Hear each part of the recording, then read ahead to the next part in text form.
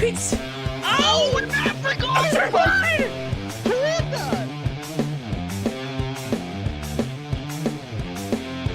Dixon in the driver's seat. Ingram behind him down the back straightaway. A little bit of juking out there. It's like a football field. Yeah, taking some IndyCar lines down the back straightaway. Ingram really closes up on the back bumper of the 15. He's all over it as we go through 3 and 4. He's there on the bottom. He's to the inside. Coming to the checkered flag. Oh, the big contact. All 3 of them. Around.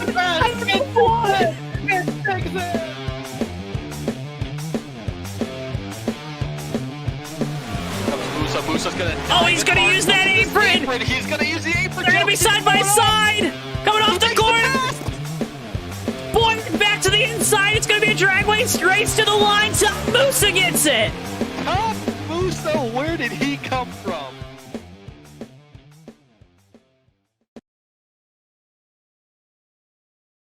Ladies and gentlemen, boys and girls, children of all ages, welcome to tonight's feature presentation of the United States Online Racing League Red Bull Cup Series here from the beautiful Richmond Raceway here in the capital of the Commonwealth of Virginia. I'm your host, Joe TowNetwork. Alongside me tonight, it's 2 gentlemen instead of 1.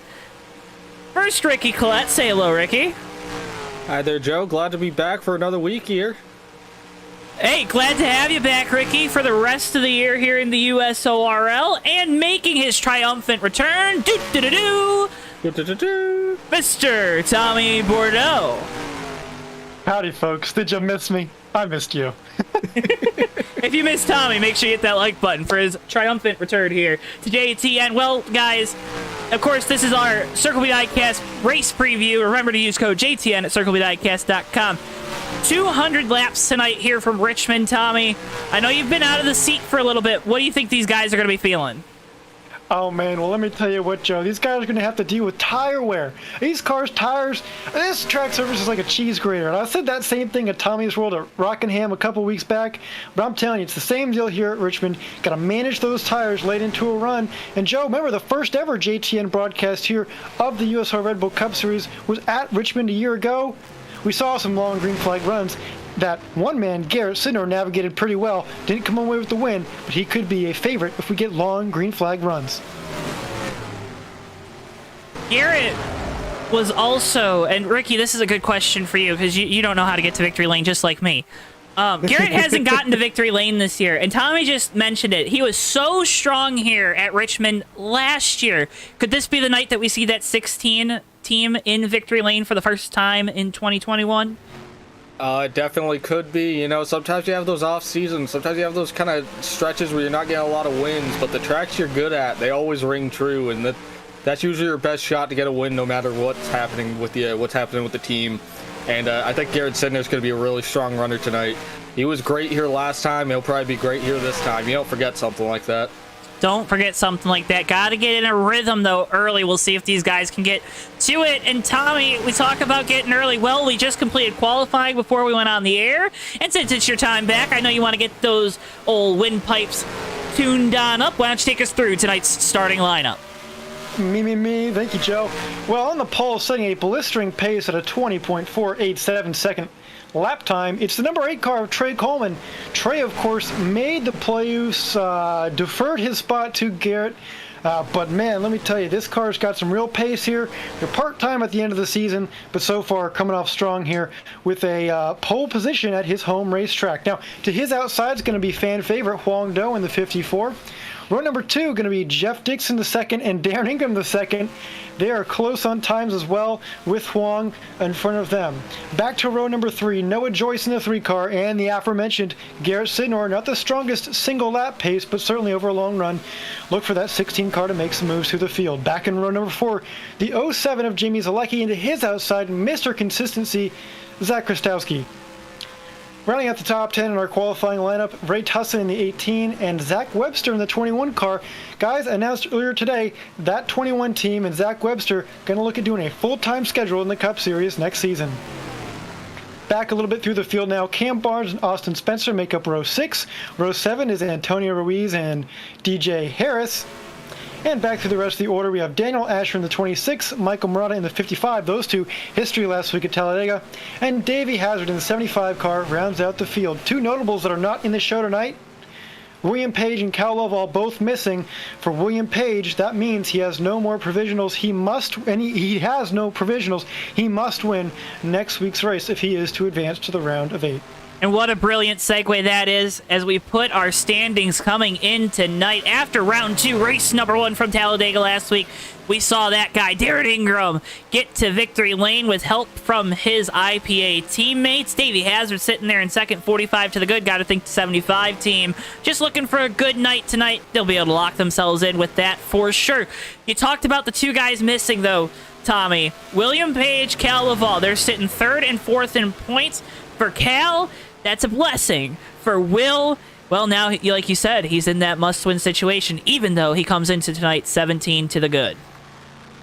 Yeah, and depending on how this race plays out and what playoff drivers finish where, he might have a chance to point his way in, but I doubt it, Joe. I mean, that's going to be a lot of points to make up. So likely for this 42 team, next week it's going to be win or go home. We look back through, like you said, Mr. Consistent, Zach Krastowski sitting in 5th, Huang Do, the fan favorite, in 6th. Garrett Cinder, for the first time, it feels like in these playoffs, above the cut line. That 16 team, again, starting to build that momentum later on in the year. Then, Ricky, we look at this cut line. Cam Barnes comes into the night, 2 to the good. Noah Joyce, 2 out. And then Jeff Dixon, who missed last week's race, 4 out. And we know that 15 car has pace, Ricky. What are you looking for out of the Nerds number 15 of Dixon tonight? I think Dixon's just going to hit his points and capitalize on everything that's going on today. Like you said, 42 is going to have to win his way in next week. That's going to kind of shuffle up what we're seeing with that cut line for him and Noah Joyce. That's probably working in their favor for both of them, that we have 2 cars here that are above that cut line that aren't showing up. So really, the important thing here is to run a good race, run a fast race. You don't need to walk away with the win here, but you got to be up front by the end of this. And Jeff Dixon, they usually bring a pretty fast 15 Chevy to the racetrack every week, Joe. So I think he's got the equipment for it. He's just got to capitalize on the racetrack. You got to capitalize in the capital of the Commonwealth of Virginia here tonight. See, pretty good. But again, folks, 200 laps, short track racing under the lights, all of course live on JTN tonight. Make sure, if you haven't already, hit that like button. We're shooting for Tommy, you're back tonight. Give us a number. Shooting for how many likes tonight? 26. That's a good number. I want 26. All right, so we already got 9 in the bank. So we're on our way, well on our way, just under 10 minutes into this broadcast. And then I'm thinking we can get to that 600 subscriber count tonight. We're just 12 away, folks. We're just 12 away. So be a friend, tell a friend. If you're tuned, again, if they haven't tuned into JTN, haven't got the chance to see us, I'm Joe Twansky. Tommy Bordeaux, Ricky Collette up here in the booth for the rest of the USORL Cup Series season. Again, we'll be live with you Saturday nights, 10:40 p.m. Eastern Time, as we take you through the run to the championship. We're at Homestead at the end of June. 4 guys are going to compete for a championship. And, Ricky, I'm going to ask you this question. Competing for a championship, what would that mean to some of these guys that maybe haven't had the season that they would have liked, but then kind of put the things together later on? What does that mean for them? Not necessarily just in terms of the season, but building momentum going into season number 8 in the fall. It makes it feel really good. You know, it's one thing. Sometimes it's hard to explain. You're almost like a late bloomer in terms of like winning races and getting top 5s and everything. Doesn't really come in until a little later in the season, but that usually fares pretty well moving over from season to season, because you're riding a high basically coming in from one to the other. So I think for a lot of those guys, that's gonna, capitalizing now is gonna mean a lot for them when we wrap up this playoffs. But right now, if they still a shot for a championship, I mean, at the end of the day, they're not gonna care how they get it. They're just gonna want that trophy. So, you know, they're. It's a good feeling to have right now. It feels like everything's trending the right way at the right time, even if it hasn't been before. All that really matters is the here and now, I guess. In the here and now, and Tommy, this guy that we're watching on our screen right now, Darren Ingram, he doesn't even have to be in the here and now tonight. He already knows he's moving on to the round of 8. What do you do if you're behind the wheel at 23? Well, it's great that you bring up Darren into this conversation, Joe, because as Ricky was talking about, guys, late bloomers in the season, what a championship appearance would mean to them. And I take a look at this 23 team last season. They were in that final, not in the Final Four, but did win the race at Homestead. They have a very fast Homestead card. They feel very confident about their chances if they were to be in the Final Four this season. And winning last week, of course, getting themselves into the round of 8 definitely puts the pressure off.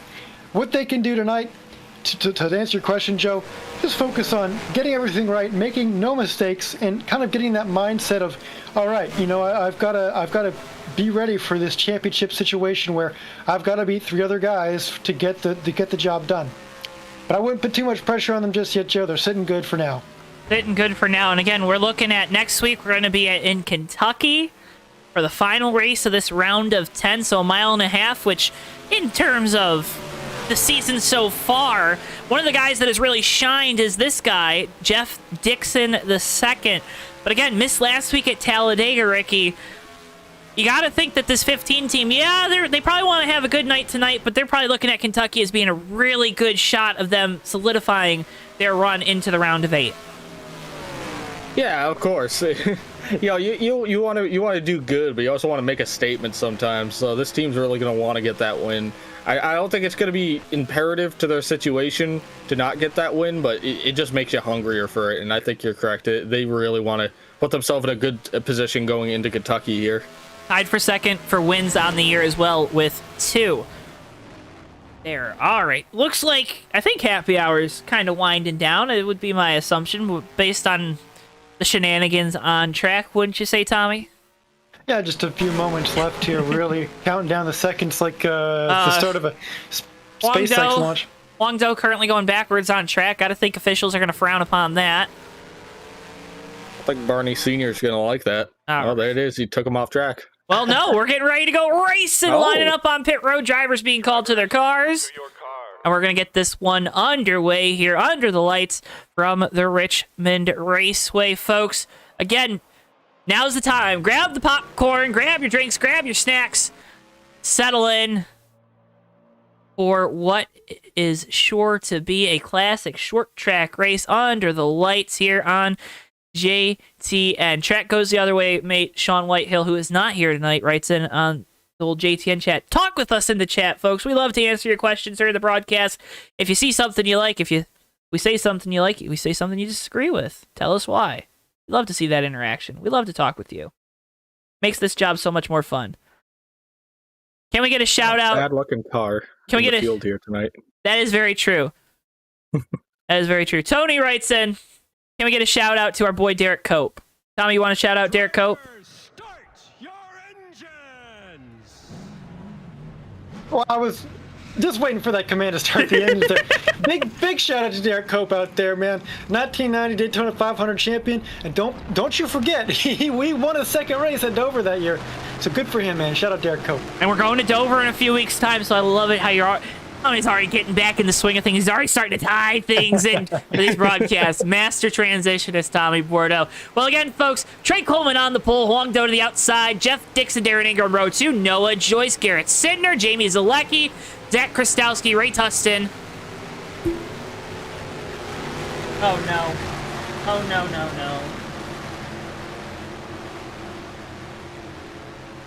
We're good. Write out your top 10. All right. Never mind, folks. We're good. We're good. Coming to the line. Coming to the green flag. We're underway here from Richmond.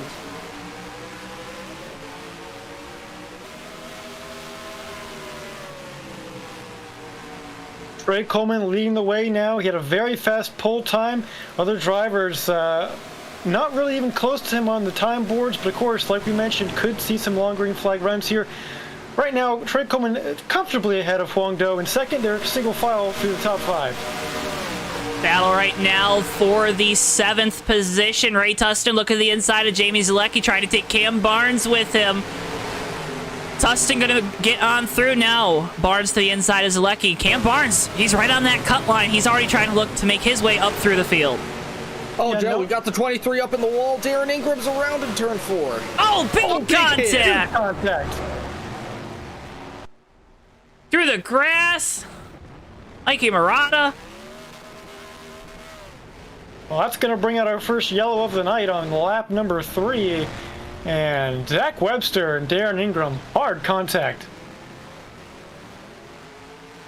Bristol fetching us our replay as always. Let's see what happened to get Ingram loose. Looks like Noah Joyce to the inside through turns 3 and 4. Oh, Ingram got loose on his zone through the center. Almost looks like a car over-rotated a little bit, and I think would have either gotten in contact with that 3 or Darren counter-steered it. It just immediately gripped back up there, took him up towards the wall, and then trying to save it, just kind of brought the car around. And it looks like they're restarting the race. All right, forget that happened then. All right, didn't happen. Didn't happen. Well, that's going to be a blessing, certainly, for Dan Ingram and especially Zach Webster, who ran into the side of him very hard. Yeah, that's one of the advantages of online racing. You don't get one chance at it. Sometimes you get a restart. That being said, Joe, we've seen it before. Sometimes you can have a restart and then have a wreck right after that ends your day before it even started. Yeah, you can get that restart, and I'm hoping that Darren Ingram, it's okay. He's okay behind the wheel of that race car. Hopefully they brought the backup out real quick. Looks like we're still waiting for him to get on the grid. There he is. They rolled it out really quick. Credit to that IPA team for getting that car out there so quick. That's incredible. We've seen them have good pit stops like at Talladega, but where a whole car come out together. But that's incredible. That's incredible. Hit the like button for all of IPA getting the backup car out there so quick. There's the command again. And probably important to note here, moderate damage tonight too, which is useful for that situation. I mean, the 21 car would have been super dead no matter what, because I was because I was nose first, and that's what gives you engine damage. But Darren Ingram actually probably would have been able to keep going there. Yeah. But so there's a little wiggle room. There's a little opportunity to crash into people and then get it fixed. But you really don't want to get that nose crumpled up like we saw with the 21.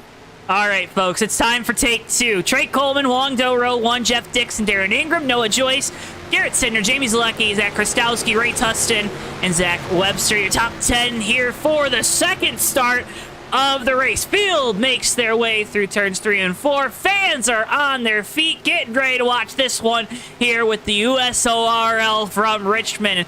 Hometown hero Trey Coleman with control, green flag in the air, and we're underway from Richmond. A good start from Trey Coleman. Looks like he's going to jump out ahead of Wong Do easily. This time, Wong's got pressure from Jeff Dixon on the inside, but Wong's going to clear him off of turn 2. Dixon got a little loose there through turn 2. He's going to back off Antonio Ruiz further towards the back. Already taking it a little easy. Noah Joyce now to the inside of Garrett Sidner.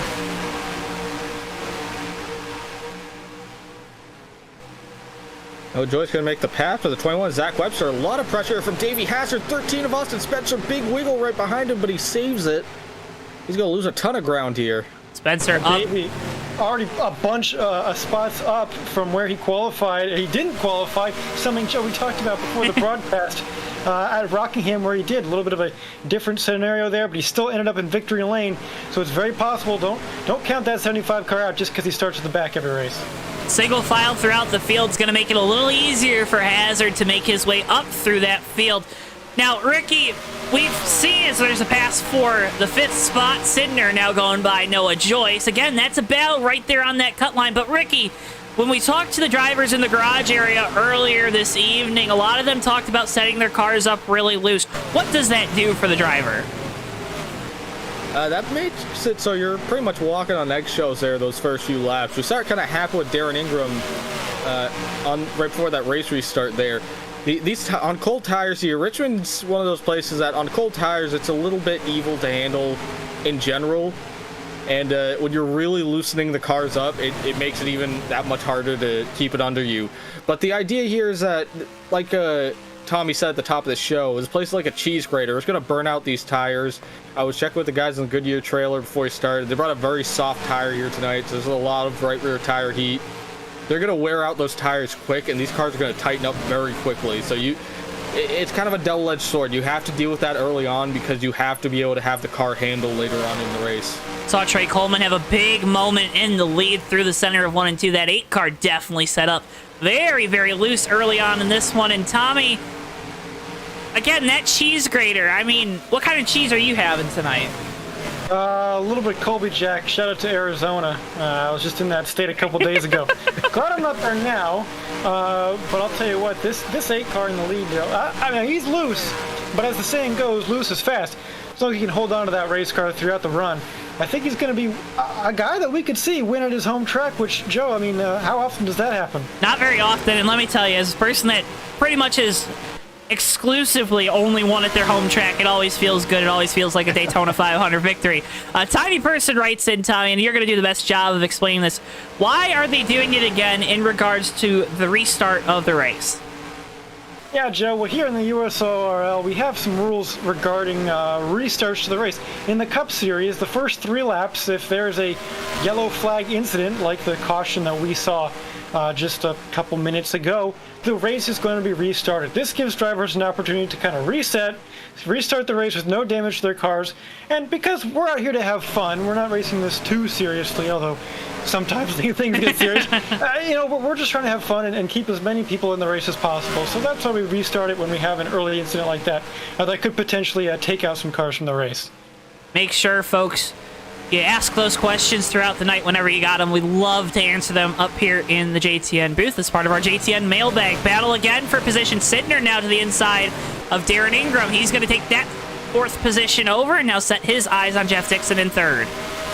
Yeah, every point's going to matter, Joe. And I'll tell you, Ricky, this is something we talked about at the start of the show here with the standings board, is William Page. We got some smoke in turn 2 there. Don't see any cars, but I'll tell you what, we're looking at this point standing, and William Page is going to have to win to get into the next round. But I don't know if I want to rely on that, because William Page, when it's counted, when he's needed to win, he's come through this whole season. So I don't know if you can really just count on that buffer for an extra spot up. Yeah, it's a tough thing, because for most guys, I would say you probably can count on it, but you're right. It's William Page. He's capitalized on a lot of races this year that and kind of took everyone by surprise a few times. So you really want to make sure that you're keeping an eye on him and just have a few extra bonus points in the bank. If he's going to bump someone out, you just want to make sure that's not you at the end of this. Well, and guys, I think you're discounting the biggest thing. This is William Page's last season, supposedly, in the USORL, and he is, every time we've had the chance to talk with him, whether it be last week or after his win at Iowa, he's really mentioned the fact that he wants to go out on top. He wants to do the thing that his idol, Jeff Gordon, could not do. And they already have no idea where to go with what I'm saying. All right, folks, 15 laps into this one here on JTN. Make sure you hit that like button if you're loving what you're seeing. If you're hating what you're seeing, well, keep watching, because maybe you'll see something you like. I'm Joe Twansky. Tommy's also in the booth. Ricky's in the booth tonight. So happy we're bringing you these pictures here with the USORL from Richmond. And make sure you're subscribed with notifications turned on. That way you get notified anytime we go live. Tommy, you had a thought. I cut you off. But I kept going anyways, because, man, oh man, I missed doing that these last couple weeks. Well, I was going to say, Joe, there's no better way to go out than on top. And, at the end of this season, you want to at least be satisfied with what you did. And if you're not going to have another chance to go for the championship, well, you got to go for it right now, right here. I'd say that, and he's not even in the race tonight. But I really do believe William Page, next week at Kentucky, if he's there, he's going to be a force to be reckoned with. And speaking of being forces to be reckoned with, Ricky, Trey Coleman's still in this lead almost 20 laps into this race, comfortably so. Yeah, I think Trey's got a fast machine out here. This 8 car's really been putting down good laps time after time. Really not falling off too badly compared to some of the other guys on track. I was a little concerned about his long run speed, but it seems to be holding pretty steady. But right behind him here, second on back, we're starting to get a little wad built up. Huang Do in second, but Jeff Dixon right behind him in that 15 car has been running faster laps the past few times by. Garrett Sidner has been right with Dixon. These guys are starting to kind of accordion together, and I think we're going to have a battle for second here very shortly. How hard do you have to battle right now? Like, how hard are you trying to push? What are you showing all your cards? I mean, we're, like you said, we're only about 20 laps into this one, Tommy. How hard do you really want to push it?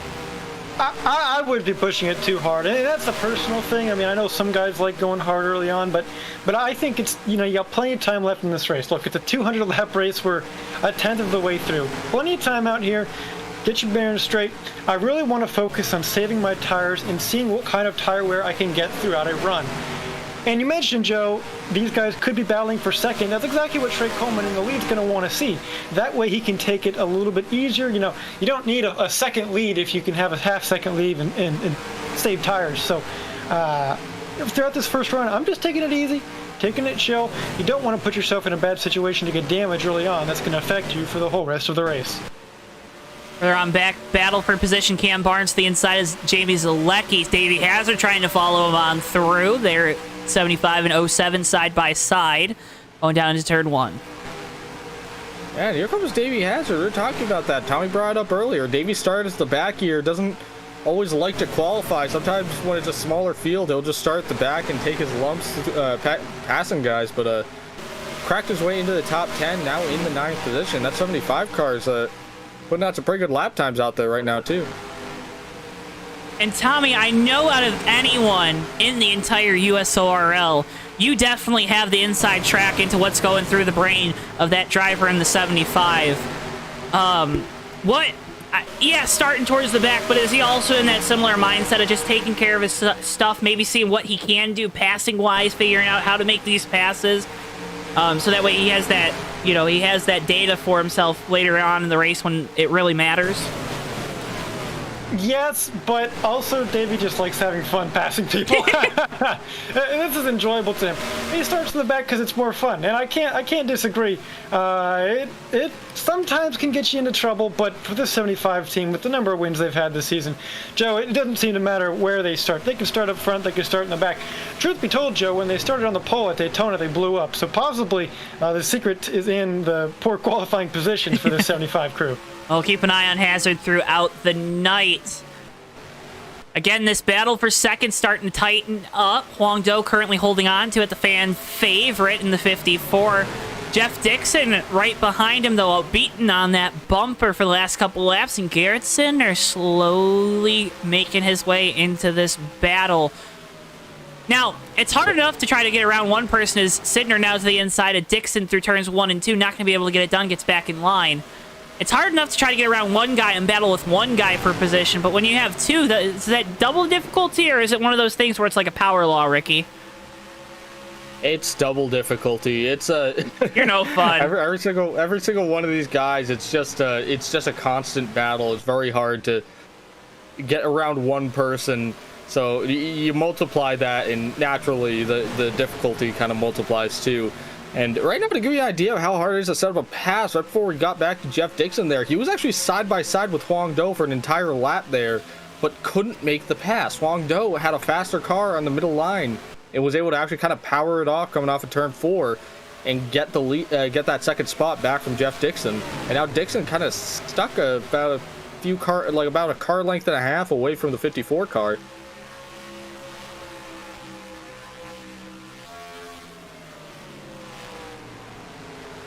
A group of nerds fighting for second place right here, and I like you mentioned the difficulty of passing, and that's the other thing too. Let's say you're in Garrett Sidnor's shoes, or should I say keyboard. You get around one, but all the time that it took to get you around him, it kind of slows you down if you're side by side. Now that car in front of you that you want to also pass for, in this case, second place, is kind of eked out a little bit more of an advantage further back to you. So. As I say that, here comes Jeff Dixon to pass Huang Do, and it looks like he's going to get it easier this time. Man, he just threw that in, too. I think Huang was a little bit, okay with letting him by here. He kind of maybe knew he was on lesser tires and just letting Jeff go through. Maybe see what they can do about tracking down this leader, because right now, with all this infighting, Trey Coleman has advanced himself to an over 2-second lead. That puts left turn 1-2 in this race so far, and the one thing that has been the knock on Jeff Dixon has been his pace over the course of the race as the battle for third heats up between another set of teammates. Sidner going to go on through for third. The one knock on Jeff Dixon has been his race pace. It hasn't been his outright speed, but his race pace, Tommy. I think we've started to see him improve that consistency over these runs as the season has run on. Well, and that's what it's all about, Joe. This 15 team, we know he's fast. Everybody knows he's fast, right? So, if they can finish races, get to the end without much trouble, I'm telling you, this 15 team could be a strong contender for the championship.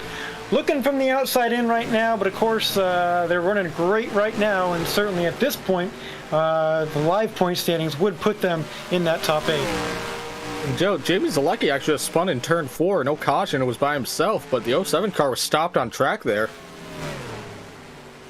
Huh. That, this 07 team, they've been part-time this year. They've kind of scraped together the funding, and you just hate to see a night go wrong for them so early. Another guy had night go wrong. Austin Spencer updating you on that story. Saw him pitting unscheduled earlier. Blew third and fourth gear. Such a tough break. That is not something you want to do at Richmond. You can, if you got the car set up for it, you can kind of get away with only having 3 gears if that third gear is matched with your fourth gear, but that's losing everything there as soon as that third gear cuts out.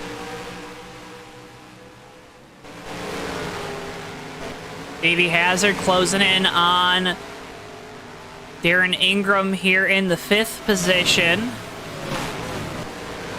Hazard trying to move his way up into the top 5. Davey wasn't too happy with the team work last week in front of him from Talladega. It was told us it looks like we're under caution. Oh, it looks like it's Noah Joyce involved. Oh no.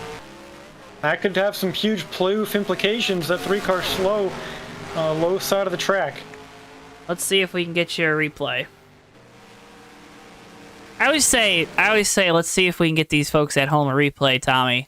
But I know we can get them a replay. That's what we do. If anybody can, it's Bristol, that's for sure. I mean, he's the best. All right, replay going down into turn 3. Cam Barnes runs to the back of Noah Joyce. And Joe, this looks like this is a pretty long-running thing. Noah Joyce came off of turn 2 sideways and lost a ton of momentum. And it looks like he kind of tried to hang on to the position, but Cam Barnes had a lot more speed there going into the turn. Yeah, Joyce takes a lower line off the corner. Looks like, and then Barnes. Man, you hate to see 2 playoff contenders getting into each other.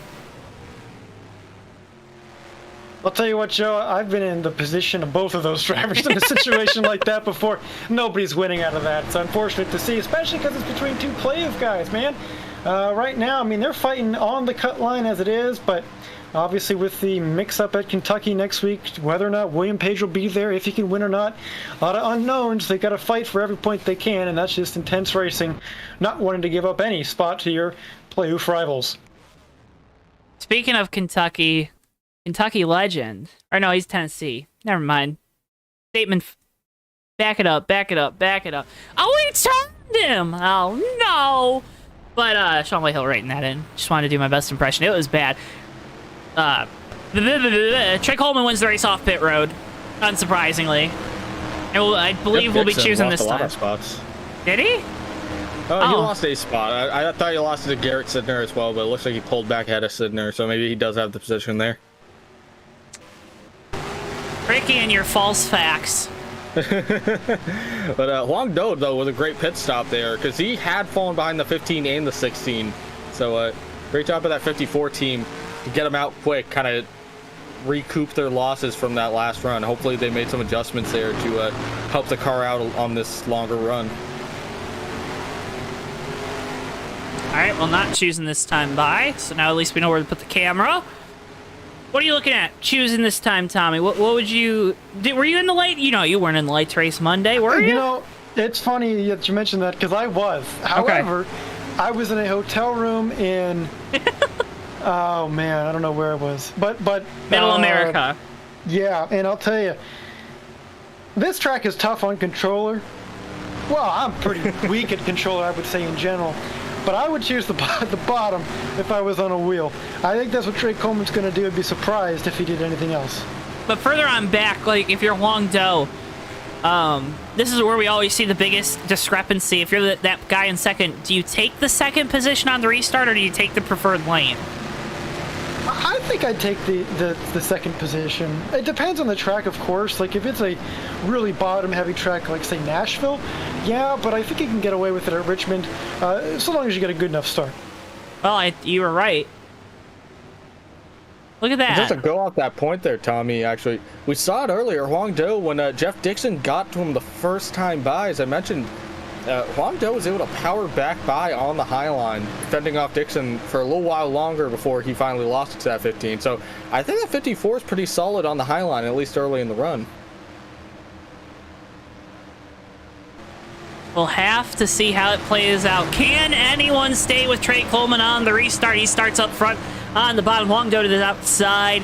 Garrett Sidner, Jeff Dixon, Darren Ingram, your top 5 here for the race start. Invisible pace car makes its way down the pit lane. We enter the Red Bull restart zone, and away we go. Green flag once again from Richmond.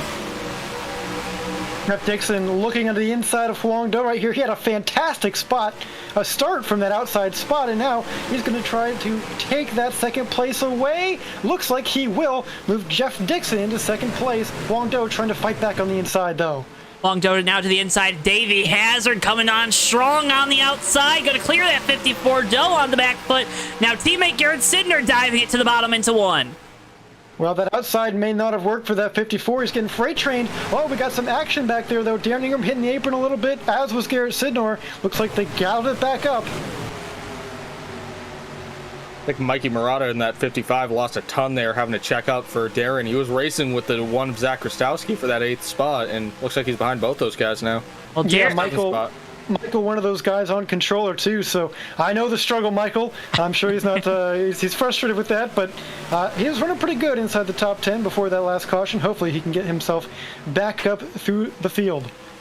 Garrett Sidner all over the TV panel of Wong Do for the 4th position right now. Battle between Games 1, 2, 3 Racing teammates. Those two Toyotas have been strong tonight, but now have lost some of their track position. Behind them, Darren Ingram now to the inside. Zach Krastowski into turn 3. He makes it work. Mikey Murata, big send down to the bottom. Clips the apron a little bit. That's not going to work, Mikey. You could see how much that rear end just stepped out on the 55 car. Murata there going into turn 3. It was not that happy about that. And Zach Krastowski right from a big win saves it. But he's going to lose 2 spots here, and the 21 of Zach Webster's going to start rearing down on him. The Zach and Zach show, and you know who I'm rooting for. It's Zach. Hey, just ahead of them, though, how about this 66 car DJ Harris? Kind of started towards the back of the field here. Didn't have a great qualifying time. Found himself now in the top 10. 66 car scuttle tight on that Ford Mustang this evening. And boys, gained a couple spots, running pretty solidly up in the top 10. Good to see.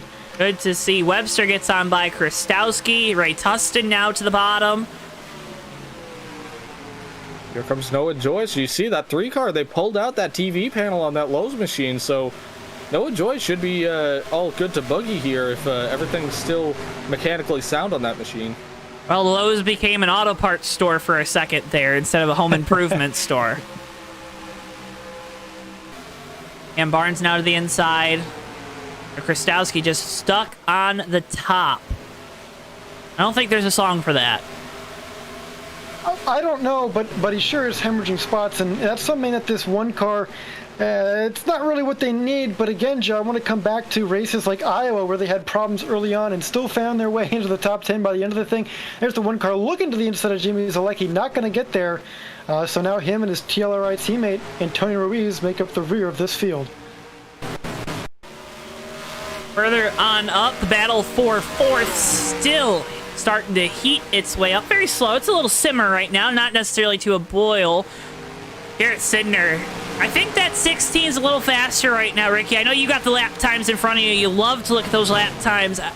You can probably give me the definitive answer, but that 16 just looks a little bit quicker right now. Oh, just a skosh, Joe. Just a skosh. We'll come by this time 20.832 on Huang Do and Garrett Sidner. This time 20.864. So it's kind of been like that the last few times by. Sidner will run a fast lap, Do will run a fast lap. Sidner will run one, Do will run one. But the thing is, they're all within like a couple of tenths of each other. And the thing about short tracks is to really track someone down, Car you need around a on the big backstretch. swing in lap time. So, oh, we got a spin. Zach Krastowski, so Oh, things no. going from bad to worse for the one team. Sorry to cut you off, Ricky.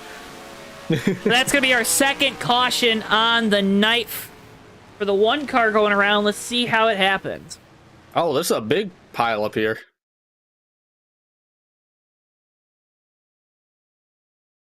Looks like Noah Joyce lost it coming off of turn 2 here, and that's what started all of it. Everyone has to check up for him.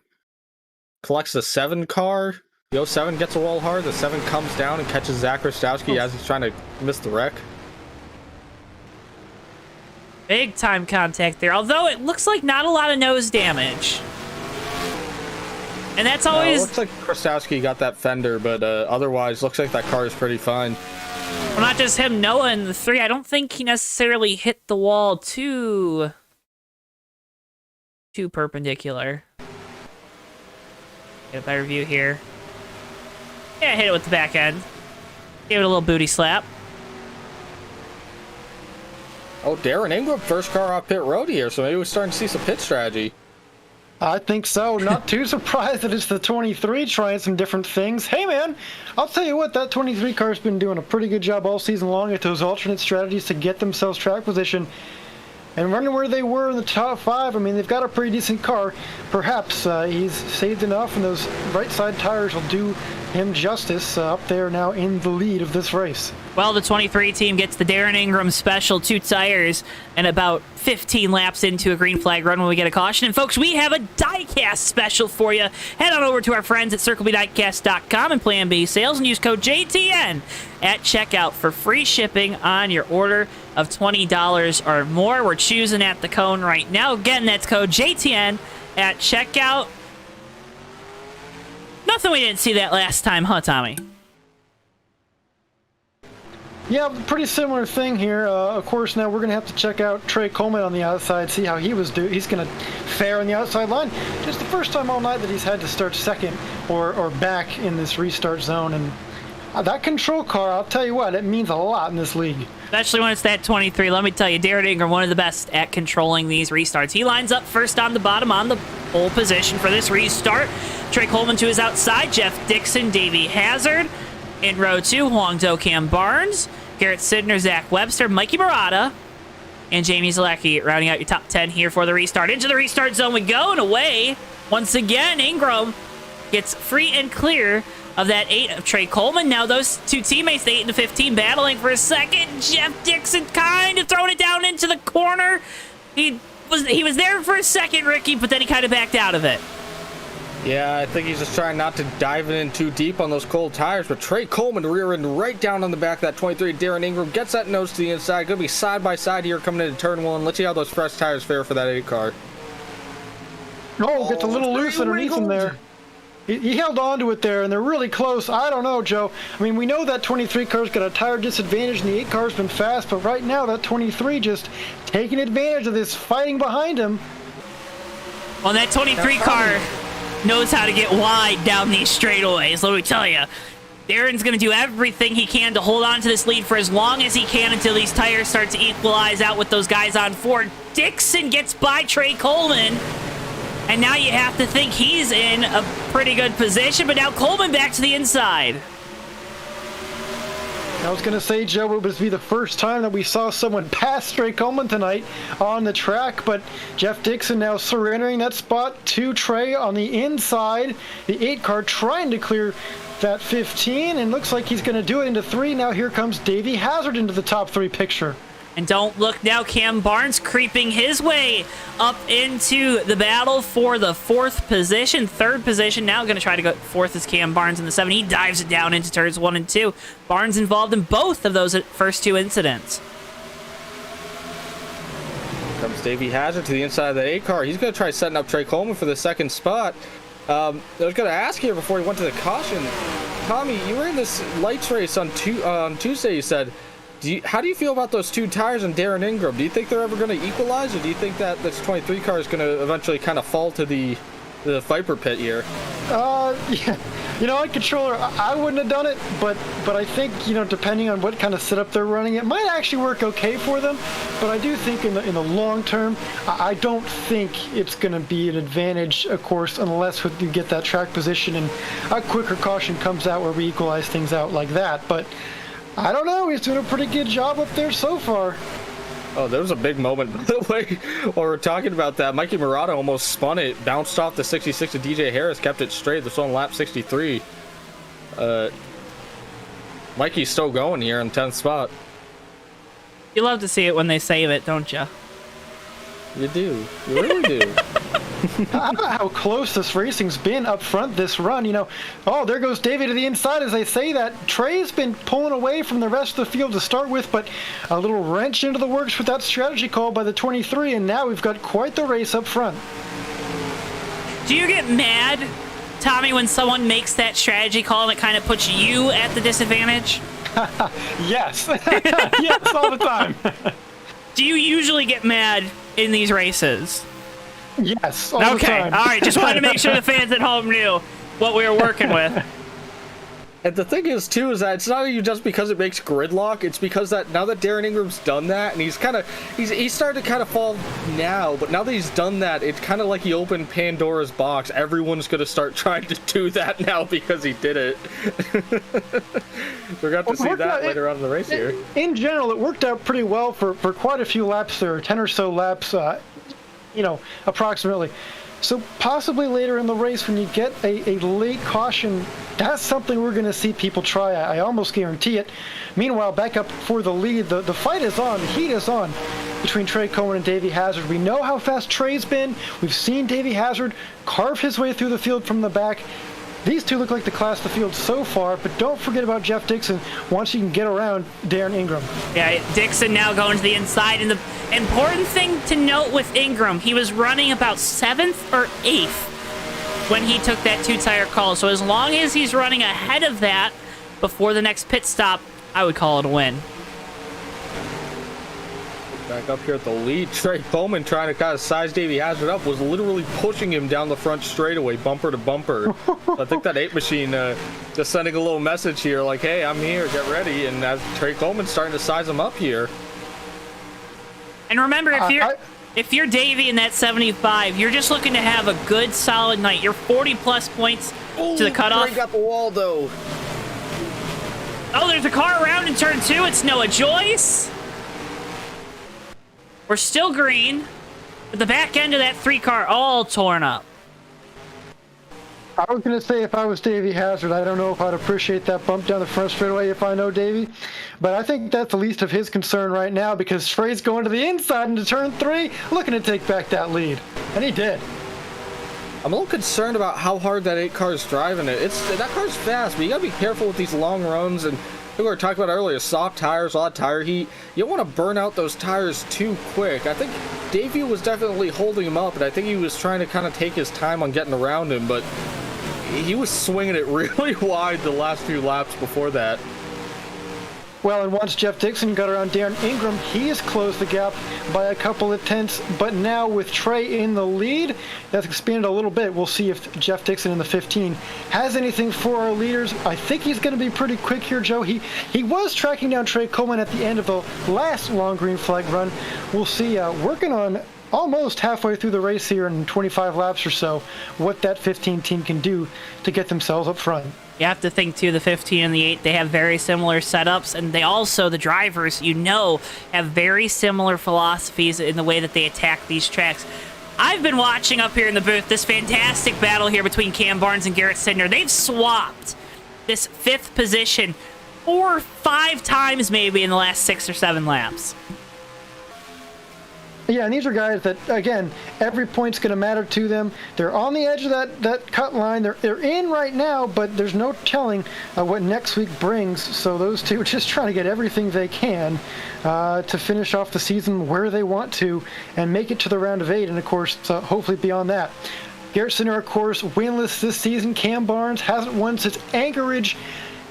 These two are, I'm sure, hungry, just like those pretzel M&Ms on board that 16 tonight. Dude, pretzel M&Ms are so good. Shout out pretzel M&Ms. If you like pretzel M&Ms, hit the like button. I got them. If you like candy, hit the like button. Bam, gotcha. You got me now. Now I gotcha. You don't like pretzel M&Ms? I haven't really had them because I don't think there's anything wrong with normal M&Ms. I really don't see anything that needs to change. I think that's just fine. All right, Ricky, get us back on track because you were probably going to say something useful there. Oh, no, sorry, I timed that bad. But speaking of candy here, behind this nerds machine of Jeff Dixon, Darren Ingram in that 4th spot, this 23 machine, I thought he was going to fall further back, guys, on that restart when you saw those cars loading up behind him. But Darren Ingram hanging on here, running pretty much what everyone else is running on track right now. So I guess those tires are starting to equalize out in that dude wipes machine. So you said, speaking of candy, Ricky, and I just want to make sure dude wipes, they're wipes. I said behind the nerds car. Yeah, but, I mean, look, if you don't want to put cleaning wipes in your mouth, then that's your own prerogative. But Hey, I mean, you put a hat in your mouth. Acquired taste. That's probably a suggestion, is to not put them in your mouth. Put it on the box somewhere. Before or after being used, of course. I'm not going that far. Oh. Meanwhile, back up front, Trey Coleman's extended his lead to about a second over Davey Hazard now. So while that 75 car put up a fight for a number of laps, ultimately this 8 Comscope Chevrolet has really been the class to field all night, kind of like how Garrett Sidner was at the last time we were here at Richmond for a playoff event. No kidding. And hey, you know who I just saw in chat? Tommy and Ricky. Mr. Steve Rubino, the man himself. The man, the myth, the legend, Steve Rubino. Hey, Steve, what's up tonight? Thanks for tuning in. This is a great time, and this is the best time to do these segments. This, of course, are upcoming races on JTN, presented by Tommy. WB. Together, we're better. Exactly. Next time we'll be live, it's this Monday. Excel Racing from the Pocono Short Track, then the Bomb Squad Racing Cup Series at Kentucky next. This upcoming Thursday, USORL Cup Series next Saturday night, same place, same time, 10:40 p.m. Eastern Time in Kentucky, where we'll cut 2 guys from the rest of the Playoofs. Excel Racing again at the Pocono Short Track the following Monday, May the 24th, and then May 25th, and this is why it ties in so wonderfully. Hobo Racing Cup Series action returns to JTN at the end of May from the Texas Motor Speedway at 8:50 p.m. Eastern Time. Of course, all live only on JTN. And Steve writes in, he gave it the thumbs up. Guys, that's all we ask you to do. Just hit that thumbs up button. It's free. It's the easiest thing to do. It's the best thing to do to support us here on JTN outside of subscribing. But I'm assuming you're already subscribed, because if you're not, I mean, like, what are you doing here, right, Tommy? You'd be missing out, that's for sure. A lot of great content coming your way.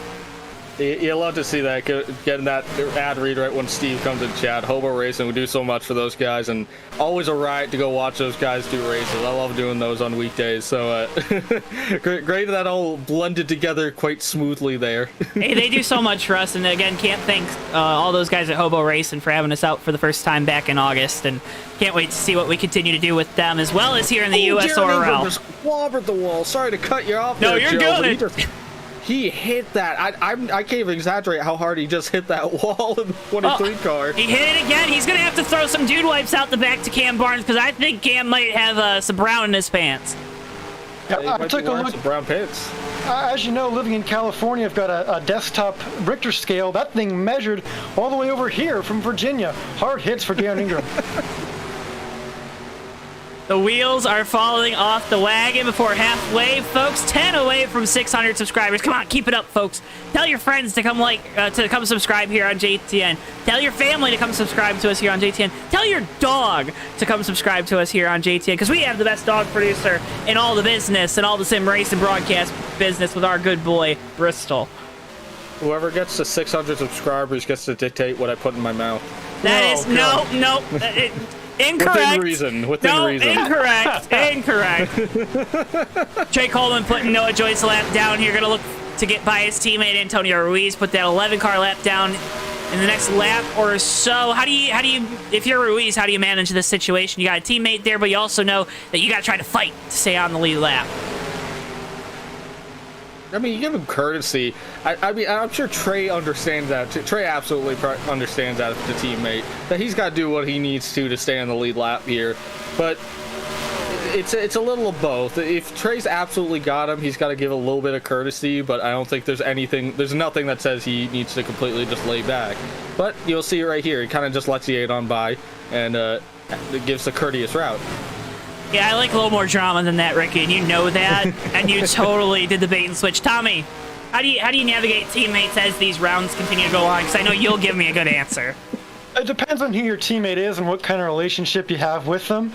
In a Trey Coleman and Tony Ruiz relationship, I don't think it's going to be a problem either way. I think they're very respectful for each other. But let's say you take, for example, a Tommy Bordeaux and a Joseph Weaver. Things might get a little contentious out there. You never really know what you're going to expect, so it depends on the team situation, certainly. But fighting for a championship on championship weekend, possibly, we're going to see more team orders of the like. Wonder if Joseph Weaver's out there right now. I know he's in the JTN training courses. He asked me to swear on camera before the broadcast, so I I know. would hope that he's watching to think that I'm going to swear on camera. I'm hoping that he hasn't gotten to that chapter of the book where it says don't swear during the broadcast because we have sponsors that we, don't want us to swear and don't want us to do that. But, maybe he hasn't gotten that far in the book yet. Getting by Noah Joyce, Davey Hazard, and Jeff Dixon. Dixon has kind of closed this gap to the back of Davey Hazard. Ryan Pace writing in Joseph, Ryan Newman Weaver. Ryan Pace tuning in tonight. That's how you know it's a big night. Chief Statistician here at JTN tuning in. They don't make him like Ryan Pace They too don't. often. I'll tell you what, here's something significant that's been developing over the past couple laps.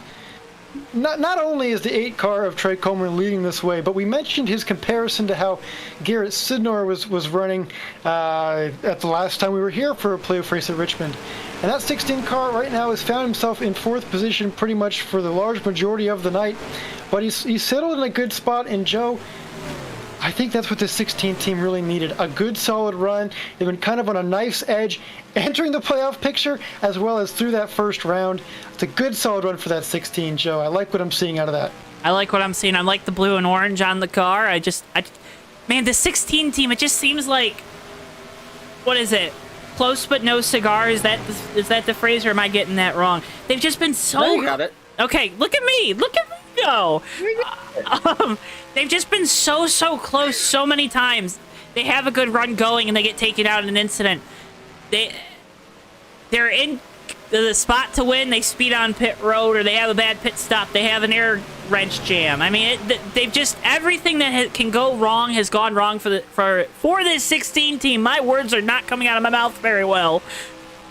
Just like they haven't always finished these races well throughout the year, and they just need to keep doing that like they have the past couple weeks.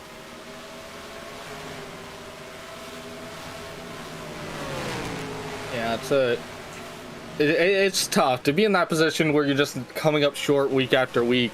But, it's almost kind of like I don't know how to explain it. It's almost like, the devil you know is better than the one you don't. Like, would you rather be up front every week but not winning, or the guy in, dead last every week and not winning? It's kind of a tricky thing. You're glad to be there, but you're wanting more, and you kind of have to... So I think... For Garrett Sidner, this is exactly what they would need, just more affirmation that they could be running up front and not really as far off as the stats would say with that win column. Contact further back. Sorry, Ricky. Contact 66 of Harris gets to the back of Zach Webster, sends him around for a little spin, and that's going to bring out our third yellow. 55 Murata spins it, trying to miss Zach Webster. Comes to a stop here on the track, but he gets going. No damage. Get you a replay.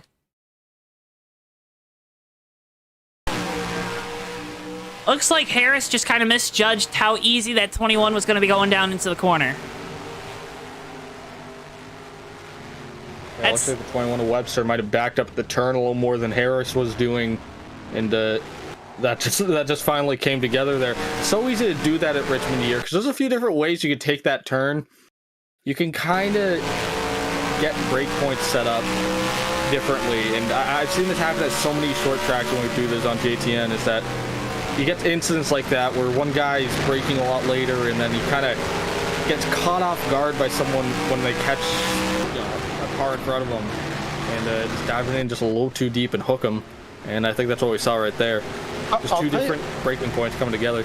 I'll tell you what, fellas, this is something that should not be going under the radar.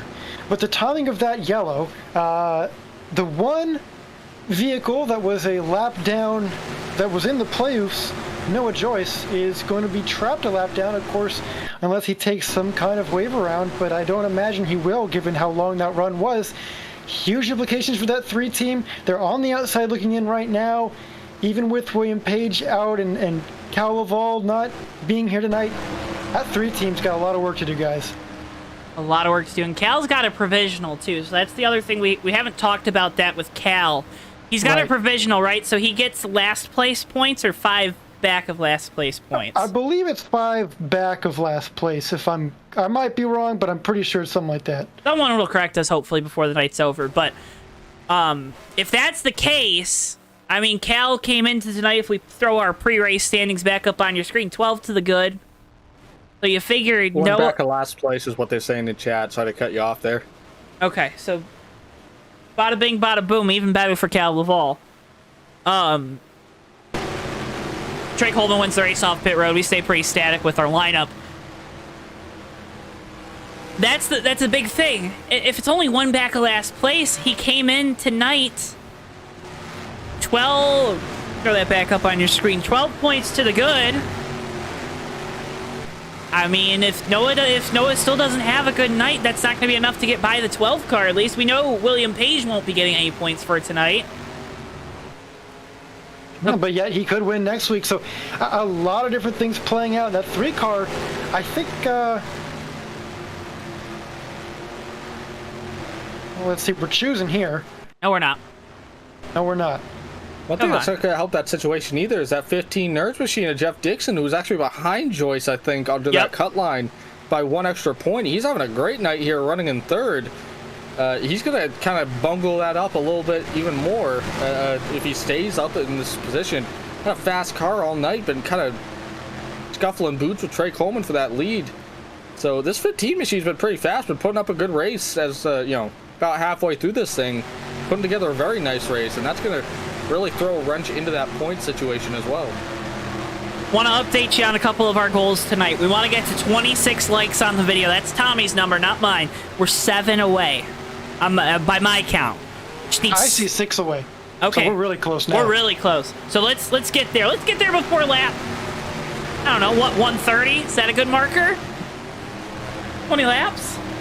When I said I'd put something in my mouth, the subscriber count immediately jumped up by 1, so somebody liked that. I don't know what to think of that, but I saw Blue Cup wrote in, you had me at, we sold at Mouth, and that's not a name I've seen in chat before, so would have to assume if I put 2 and 2 together, and Blue Cup, if you're out there watching, you know, you let me know. But hey man, I don't know. Trey Coleman gonna lead. I do know this. Trey Coleman gonna lead us back to green. Davey Hazard, who's outside. Jeff Dixon, Cam Barnes, Garrett Sidner, Long Joe, Zach Krastowski, Darren Ingram, Mikey Murata, and Jamie's Lucky. Your top 10 lined up just like that as we get ready to enter this restart zone in such a precarious place. Entering the Mike-Co restart zone, and away we go. Green flag once again here, just under 100 to go from Richmond, and Davey Hazard holding tough on the outside. yeah, but I think it's going to be all for naught. Trey Coleman back into the lead here. Davey kind of looking to the inside of the 8 car on his rear quarter panel. Not going to get there. Maybe a little look into 3 as they're 3 wide behind them. Yeah, big scuffle further on back. Darren Ingram caught the wall, or not Darren, Cam Barnes caught the wall. Now Davey Hazard going to the inside for the lead. Sorry, I'm all over the place. The action all over this racetrack right now, Ricky. Yeah, it's all over the place here. Davey Hazard to the inside of Trey Coleman. Can't get it just yet. Looks like he's going to be fighting with Jeff Dixon here now for that 2nd spot. But man, Joe, look at a little further back here. 23, Darren Ingram took some crazy moves in that restart. Almost took a few guys 3 wide there, and he's sitting back in that 6th position right now.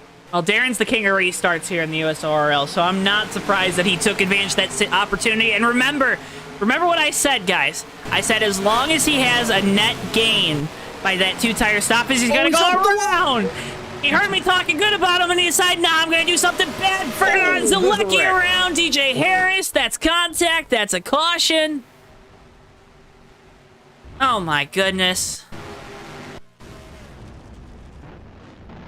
Caution number 4 on the night. That's changed quite a bit for the 23 team. We said it needs to be a net gain, and that's some net pain right there. Oh, my gosh.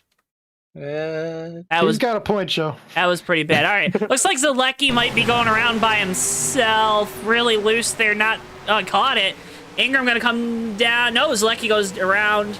DJ Harris, nowhere to go, runs into him. They go for a slide through the grass. Slip slide. Not in the bath. But man, oh man. And I think Darren Ingram just kind of threw it a little too hard into the turn. He was way up the track just entering, and you can see the whole rear end stepped out in the car the whole way through. So, I don't know, something turned nasty in the handling on that 23 machine. He kept it relatively straight there until... He kept it pretty straight, so he didn't have a ton of damage on that, but these guys down here, as you said, Zalecki. Getting a report, the 23, they alt-tabbed the game. Oh, no. That's a killer.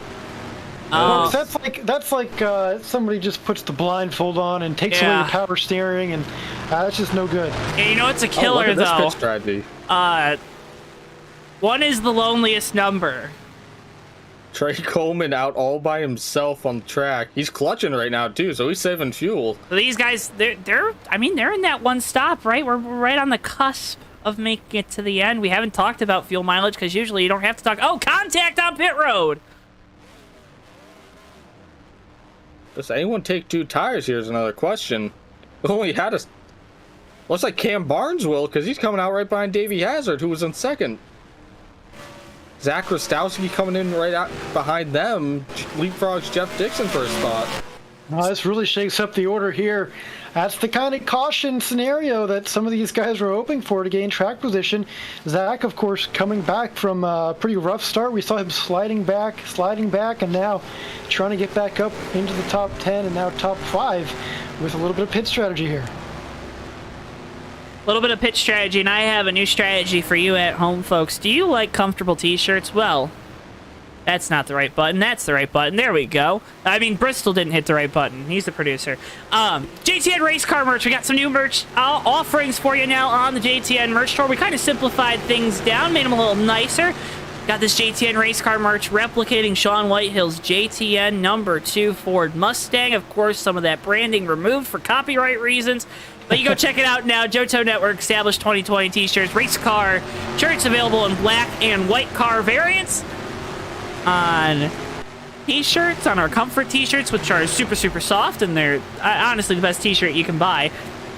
Our classic hoodies, and also stickers, so go check those out, as well as our other offerings. I know Tommy has a favorite up there on the JTN merch store I'm sure he'd love to tell you about.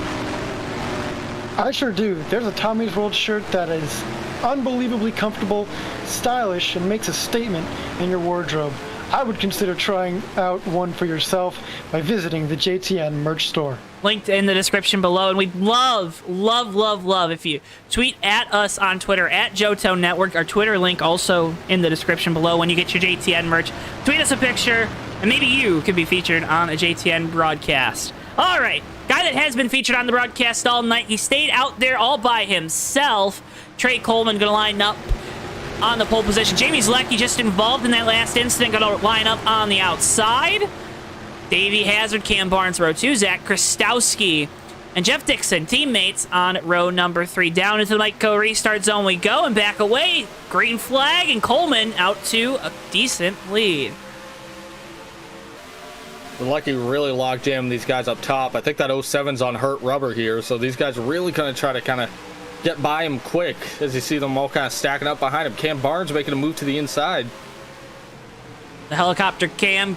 Zach Kristowski going to the 3rd position, up inside the top 5 for the first time tonight. Cam Barnes now looking to the inside for that spot.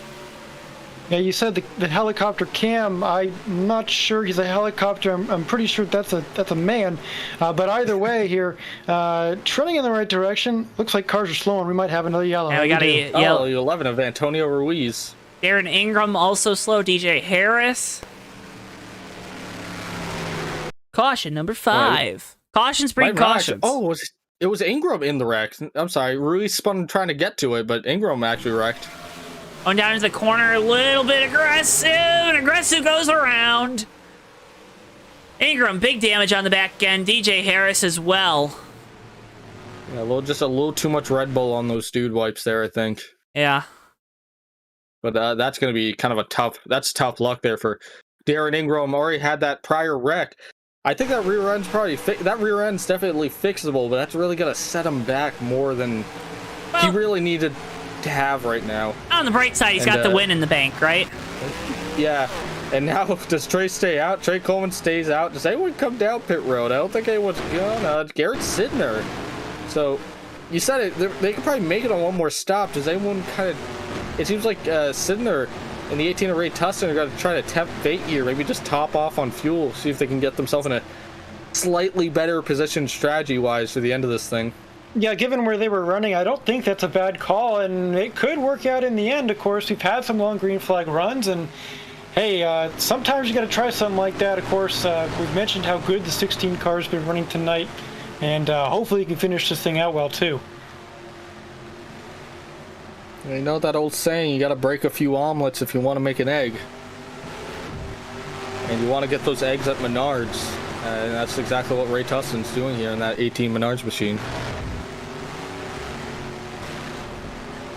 Do they sell eggs at Menards? I've never... No, they do not. They definitely do not. Oh, I thought it was like a wholesale club. I live in the Northeast. There's no Menards near me. Menards is it's on the same tier as like a Home Depot, it's a home improvement store. I thought it was like a Costco. No, but they also, I mean, they have food. They have like kind of bulkier food. Yeah, but I can't like buy eggs. No, you can't. They don't have like any like stuff that needs to be stored in a fridge or anything. What is wrong with you, Ricky? Eggs at Menards? They don't save big money in the Northeast because they don't have any Menards up here. Sponsor us, Menards. All right, coming to 80 laps to go in this one. Trey Coleman going to lead us back. Davey Hazard now on the outside. Cam Barnes, Jeff Dixon lining up there on the second row. Tommy, I know you've missed us here. Or Cam Barnes, Jimmy Zalecki, row number 2. You missed it. Call us back to green real quick here. Here we go into the Mico restart zone. Trey Coleman takes the green flag on the inside line and gets a good jump there. Davey Hazard trying to fight back on the outside. Into one, it's going to be Trey Coleman in the lead. The 75 car sliding down in front of Cam Barnes for second. Coleman also slid down in front of Davey. I mean, there's a lot of taking right now as we head into the last stage of this one. Coleman about a car length and a half lead over Hazard in second. You can tell Davey had to slam those brakes there, so he didn't get to the back of the 8. He had such a good run coming off of turn 2. He kind of had to give it up all there. But Garrett Sidner, right to the inside of Huang Do here. These guys have been dicing it pretty hard for the last few laps here in the 8th spot. Further on up, Zalecki falling back on those old tires. Dixon getting on around. Garrett Sidner moving past, like you said. Huang Do now looking to the inside of Mikey Murata. Mikey trying to go to the inside of Zalecki for position. And how about in all of this, Zach Kristowski's found himself in 4th place. Quite the recovery drive from that one car. It seems like every week he does it, Joe, and he's figuring out a way to get to the front towards the end. Hopefully for him, he can finish up there too. As Jeff Dixon looks like he might have lost internet connection. Oh no. Oh no. That is a big change there to the shuffle, the point shuffle. Jeff Dixon's going to lose a lap here, coming back in after he regains connection. That's not something that 15 team wants to see. A front runner tonight too. Yeah, it looks like he has fallen out of the server. He's going to get back in and try and recover as much as he can, but a big blow to that 15 team after a poor week last week as well.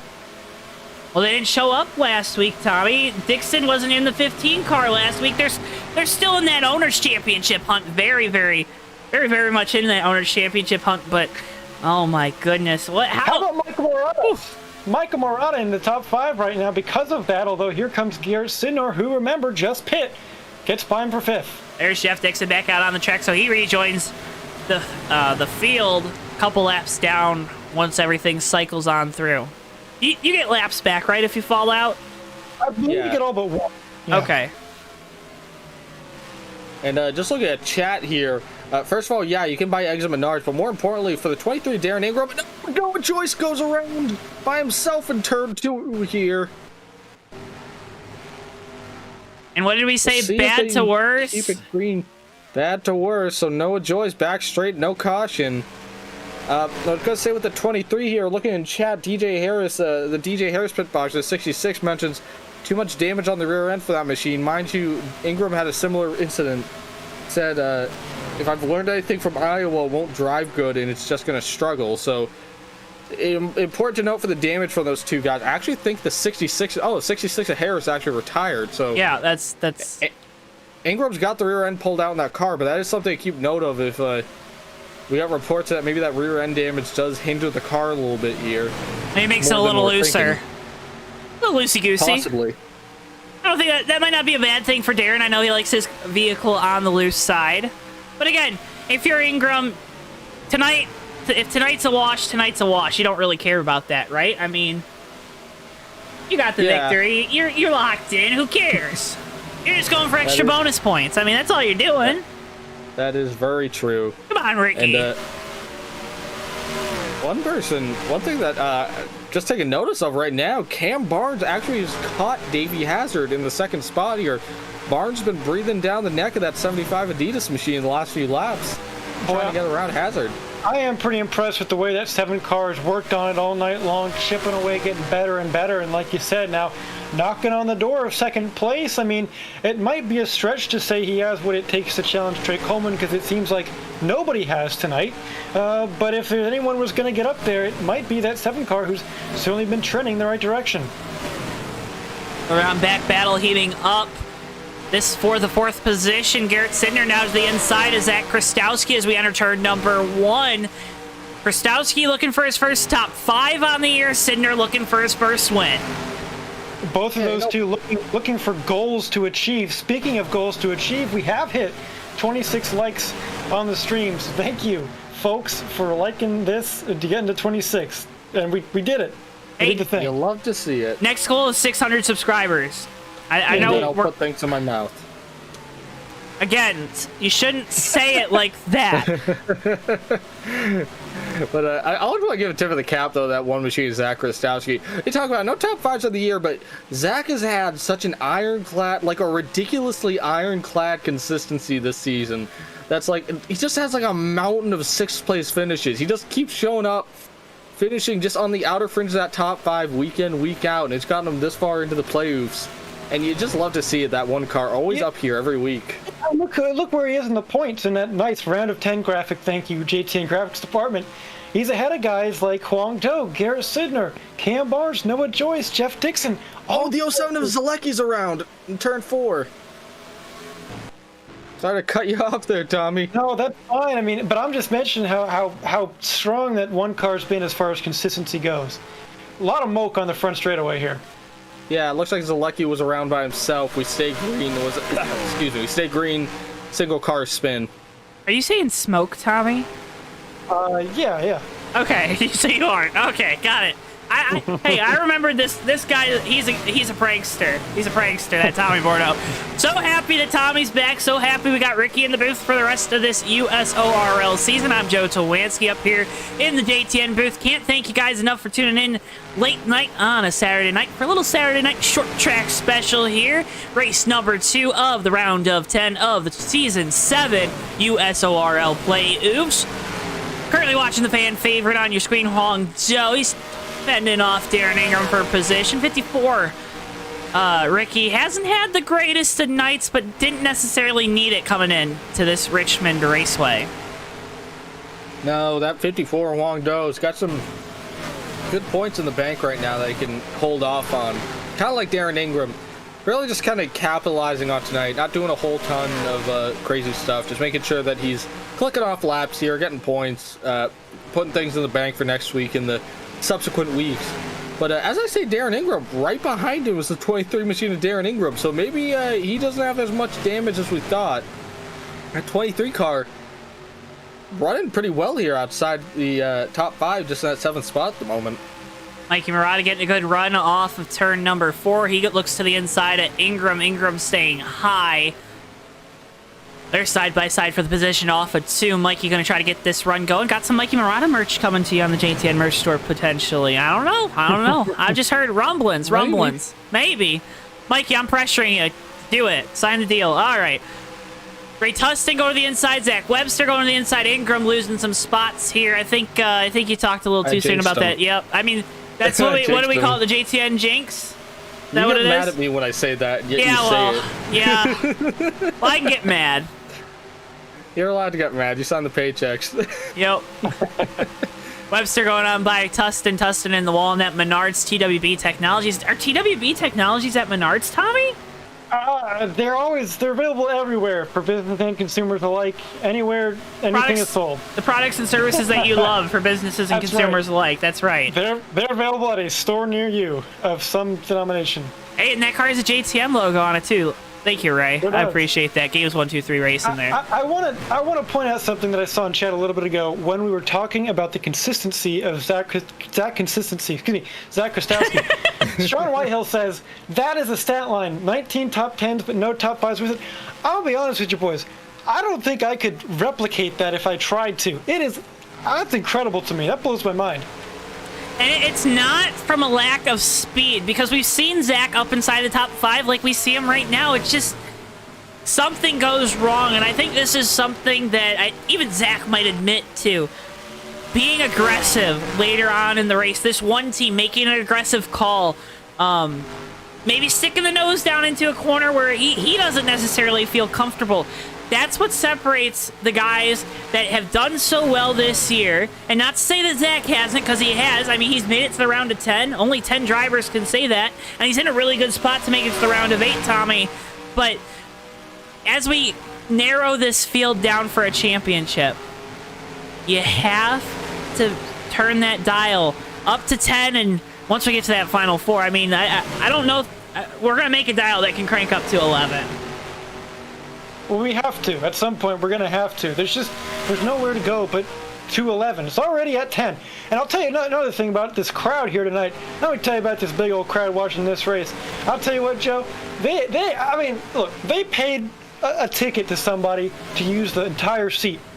But I think they got ripped off. They should get a discount because they're only using the edge here tonight. One for the cliches, Tommy Bordeaux up in the booth. Looking a little further back here, Ray Tussin and Darren Ingram have been sort of just side by side for the last bunch of laps here. Got very close there coming off of turn 2. This is really fighting for that top 10 position. Mind you, I think there's only 11 cars on track right now, with Antonio Ruiz in the 11 car being the last car.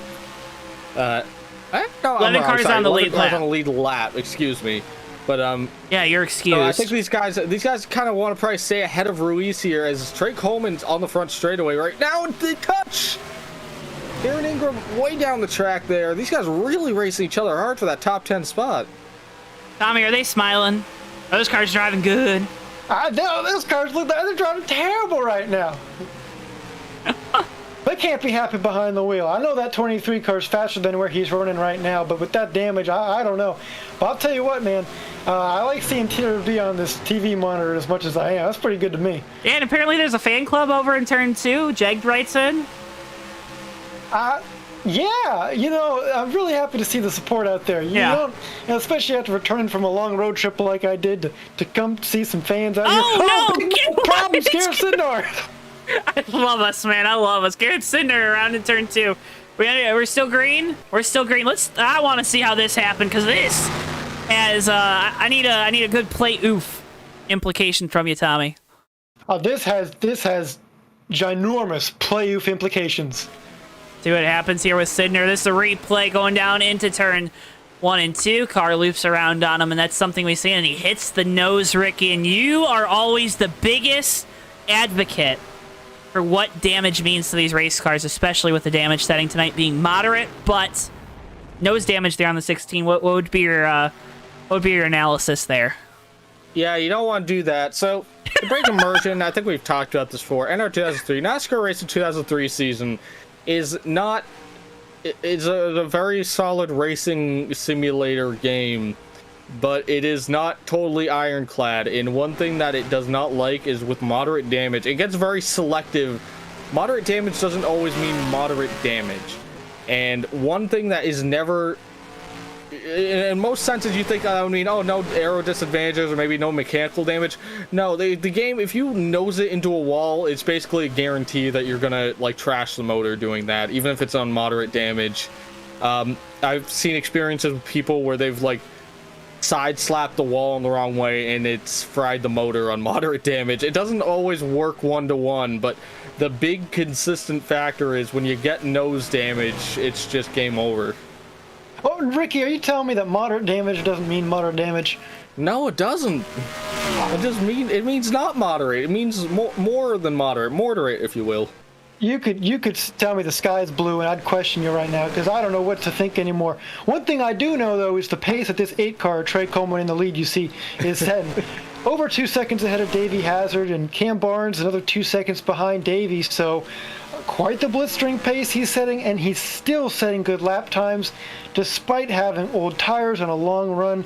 It's had 1 or 2 heat cycles because of staying out.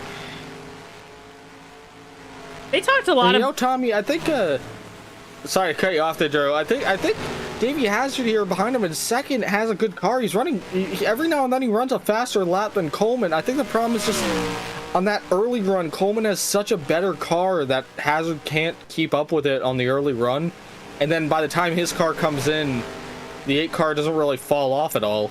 So he's just kind of stuck there about 2 seconds back. Almost reminds me of a certain aero package. Oh my goodness! Be quiet, you.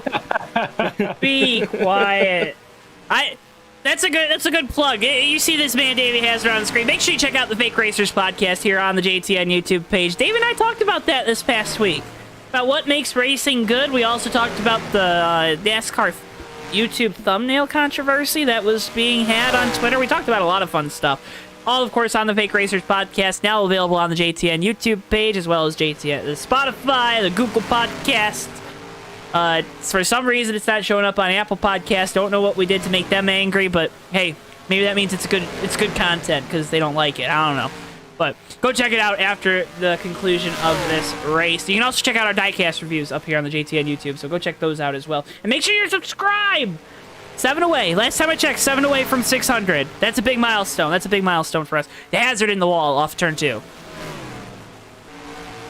Few cars catching the wall out here. Mikey Murata just did it back in the 6th spot, racing the 21 to Zach Webster for position. Webster goes to the inside here. He's going to throw it in deep into turn 3. We'll see if he comes out on the other side. He does, and he'll take that position for Mikey Murata. I think a few of these guys are starting to handle a little ill out here as these tires are wearing in. Like we were talking about, one more green flag run probably in this race, so you have to think they're going to start coming up on these pit stops pretty soon. And Tommy, you were in the lights race Monday, so we're going to defer to you. Do you want to short pit this? Do you want to go to the lengths that you can? I mean, are we good? Are we good on fuel? Like, what's the strategy here? Well, I mean, in theory, we're good on fuel. Everything says we are, but those tires, I don't know.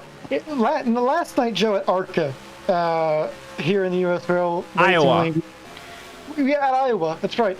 We had a short pitting situation where it kind of worked out, but I don't know if you can apply that to here, Joe, because this surface isn't.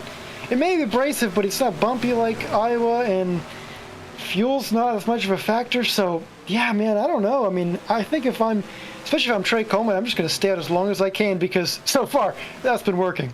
He's so quick in that 8-com scope Chevrolet, and you have to think there's a little bit of regret there, just a smidgen, because I know Trey has made most of the starts here in the playoffs. I don't recall correctly if he was here last week, but I know he's made most of these playoff races. You have to think after tonight's performance there might be a little smidge of regret, and if we get to talk to him after the race, maybe that'll be question numero uno when we get him here in the JTN booth after the race. Make sure you stick around after the conclusion for that. Folks, May is the biggest month in all of motorsports. May is also near and dear to us here at JTN, as May is National Mental Health Awareness Month.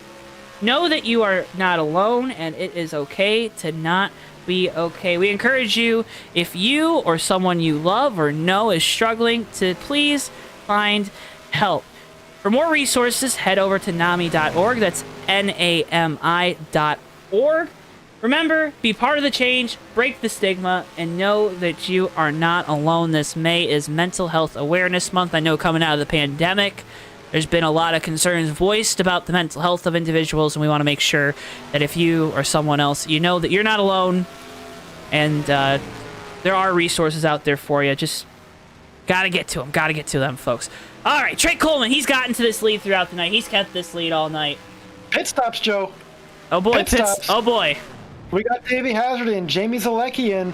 We got some takers, looks like the 23 of Darren Ingram as well. They heard what you said, and they said, we don't like you, Tommy. Here comes Trey Coleman to pit road. Well, I'll tell you what, I mean, these guys, that's fair, though, and especially, too, the response from Trey Coleman to pit basically as soon as he could afterwards, because he's in a good position. He doesn't have to do anything different. If he does the same strategy as everybody else, there's really no losing the race for him at this point, unless there was some kind of late caution or just such a crazy event where suddenly he loses a cylinder. So, yeah, I mean, this is probably the best scenario for Trey Coleman. Just do exactly what these guys got to do. And we're coming down to the wire here. It's almost crunch time, that 20-lap crunch time window. So, yeah, good call for the 8 team. And perhaps Davey Hazard can gain a little bit through an earlier pit stop, but I don't think he's going to gain enough to get the lead. Question regarding the 15. We know Jeff Dixon had the internet issue, so he fell out. I don't know if officials are going to require that 15 to make an extra pit stop to make up for that, because I believe he fell out where he would be good on fuel. You see him clutching right now. Right. In my experience, we haven't. Okay. Because I've lost a race that way. So I don't know. I'm not sure. I mean, I'm watching him clutch, so I'm thinking... Right. He might not be that safe on fuel. We'll have to see. That's going to be an interesting storyline to see what that Nerds car does. Perhaps he's at the end of his Nerds rope as far as gas is concerned. Okay, chat right now, we're getting confirmation there's no rule against it, so we'll see. He said so he can stay out, so Jeff Dixon might be on a better end of this, depending on how this all shuffles out.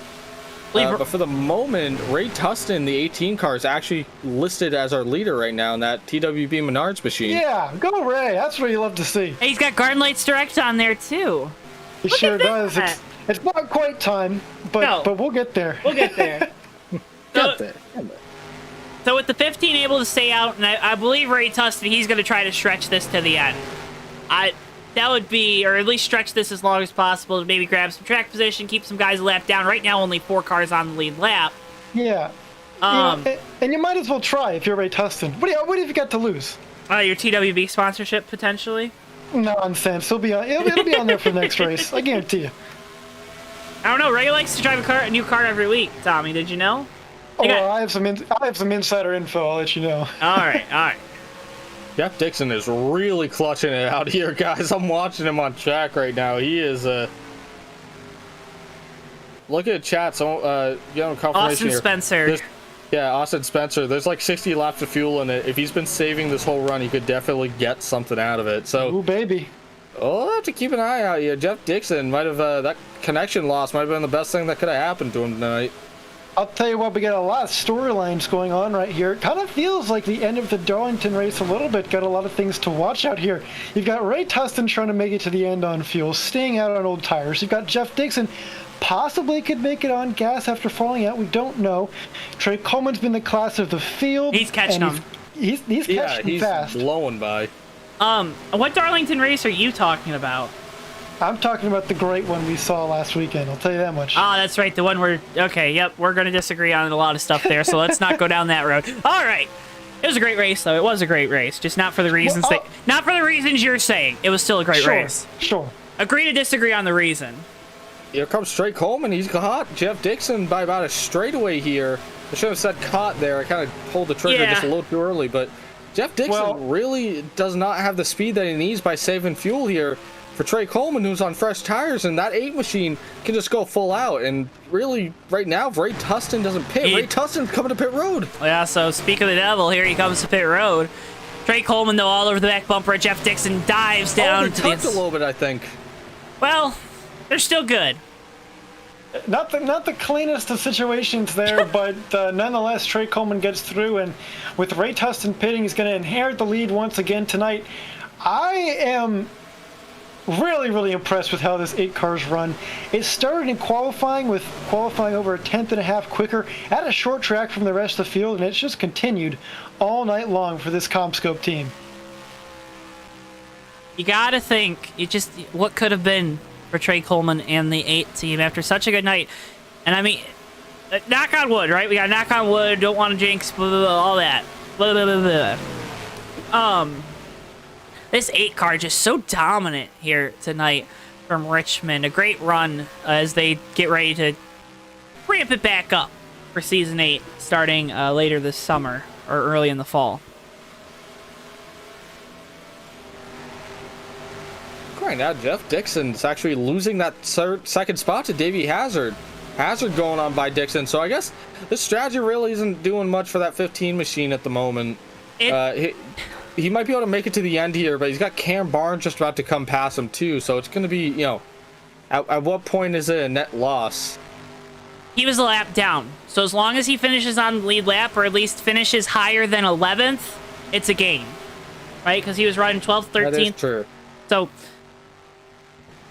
I'd say at this point it's probably going to be a net gain as long as he can make it on fuel. If he's got a pit, then, you know, or he runs out of gas, you know, probably not. But at least I think it'll give him a positive gain in points despite all the challenges that he had with the internet dropping out. folks, be a friend, tell a friend. Coming up on 10 laps to go and a few here. And, well, let your friends know you're watching JTN here on a wonderful Saturday night. You've been watching a butt kicking.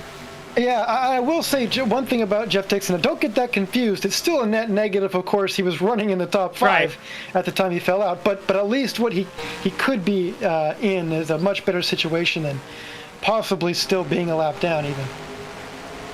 But make sure you're subscribed so that way you can see all those upcoming races here on JTN. Hit the little bell icon to be notified anytime we go live or new content gets posted. Got a diecast review coming at you tomorrow 1 p.m. It'll be uploaded, released here on YouTube. Coleman taking 11 laps to go. We're almost there, Joe. Straightaway here, like he just had a moment by himself. Just caught the wall, I guess, in turn 4 and just slowed way down. But he's going again. That 3 car has had a night to forget. Sometimes Saturday nights are nights you want to remember forever. This one's got to be one he wants to forget. But don't you forget that it's time for our TWB 10 to go. Brought to you by Garden Lights Direct. Folks, from porches to patios and more for all your outdoor lighting needs, visit gardenlightsdirect.com. That's GARDENLIGHTS.com. Hey, That's your TWB 10 to go. you bungled the flips in the air, but you stuck the landing great there, Tommy. It's okay. Hey, first night back in a couple weeks. Gotta love it. Tommy Bordeaux back up in the booth here with the USORL. Trey Coleman's just hoping for a clean end to this race. No overtime, no nothing. He's got a huge lead right now over David Hazard. He's got to be hoping there's no late yellers here. I don't know, Joe. I mean, I don't want to jinx anything. Look, you know, Ryan Pace isn't here for the trans, so I don't know. But I'll tell you, you know, it wouldn't be out of the question. These tires are wearing down so much, I really wouldn't put it out of the question. It's going to be kind of a nail biter until he takes that white flag for him, because he's seen it. Noah Joyce has caught the wall earlier. We've seen guys sliding around here. It's late in this run. These tires are fried, so you don't want to be caught in a late race caution, and I think this is the time when we'd be most ripe for them.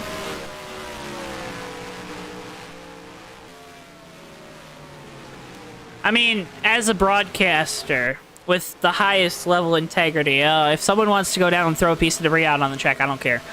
What? I'll tell you what, Joe, this is reminding me, this race right here, this kind of domination we've seen. He hasn't lapped as many cars as this one driver did, but there was a race a couple months ago, I think, at this point at New Hampshire, when we really saw a driver just kind of pull away from the rest of the field, lap almost the entire field. I mean, this is that kind of domination, almost. I mean, I can't remember who won that race, but man, he was fast. He was fast. I think that guy's probably won a couple races.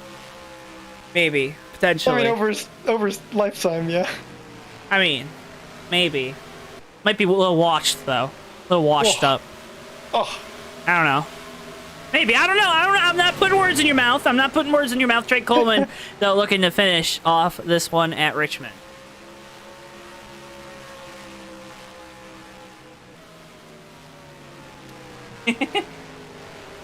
That driver was really cool. I mean, maybe. Well, thanks, around right Ryan. now. Oh, Jeff Dixon gets the wall there. Coleman's coming on by. Jeff Dixon down to 5th. Trey Coleman's lapped every car, I think. Not lapped every car.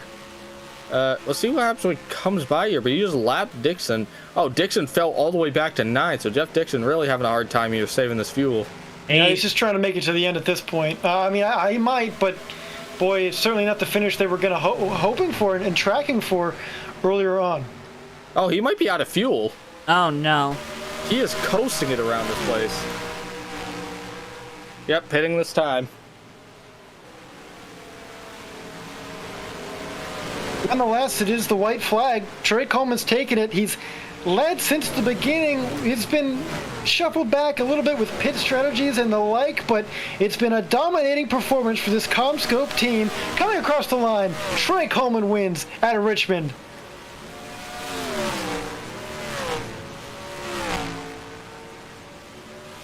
An absolutely dominant performance there from Trey Coleman, our first non-playoff driver to win a race in the season 7 playoffs field. Rest of the field coming off the line. An absolute heartbreak for Jeff Dixon not making it to the end, Ricky. I mean, you talked about it. You said it was going to be close. You and Tommy said it was going to be close, but I don't think anyone thought it would be that close. Yeah, I mean, it was down to the wire there, but very unfortunate for Jeff Dixon. Couldn't totally make it, but the one person that did make it here, Trey Coleman, that 8 machine's nice and clean, nice looking CommScope Camaro's gonna do some burnouts here on the front straightaway. Might have to tear off that right rear quarter like another guy that had a dominating win a couple earlier this year. Stick his nose in the wall and do a burnout, old Ryan Newman style. Yeah, hometown fans are gonna love that one. Trey Coleman loving it right here. A huge win at Richmond, and he's burning it down nicely. That team, I'm sure, is going to be feeling really good, despite them not being in the playoffs. A win like this really sends a message to the rest of the field that, hey, don't forget, I'm still a strong contender out here. And this kind of throws a wrench into the plans, right? We always talk about our playoff drivers winning these races when a non-playoff driver wins. Well, I mean, it practically opens up one more spot for points. Yeah, it really did. No one won anything. No one actually ended up winning anything that would lock them into that next round.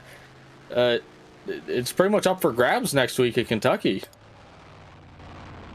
Going to have lots of storylines there, especially following what happens with Cal Lovell and William Page. Cal had a provisional and he missed the race, but William Page did not. It's a win-or-go-home situation in his final season for William Page. Cal Lovell is going to have some work to do. Not a good night for Noah Joyce or Jeff Dixon, who are already on the outside looking in. So a lot of different storylines are going to collide for us here in the next week. A lot of storylines, and folks, that is your cue to make sure you hit that subscribe button, getting ever so close to 600. Can't thank you enough for tuning in here tonight. Gonna get those results on your screen in just a second. Maybe we'll get you points as well. We'll just have to wait and see.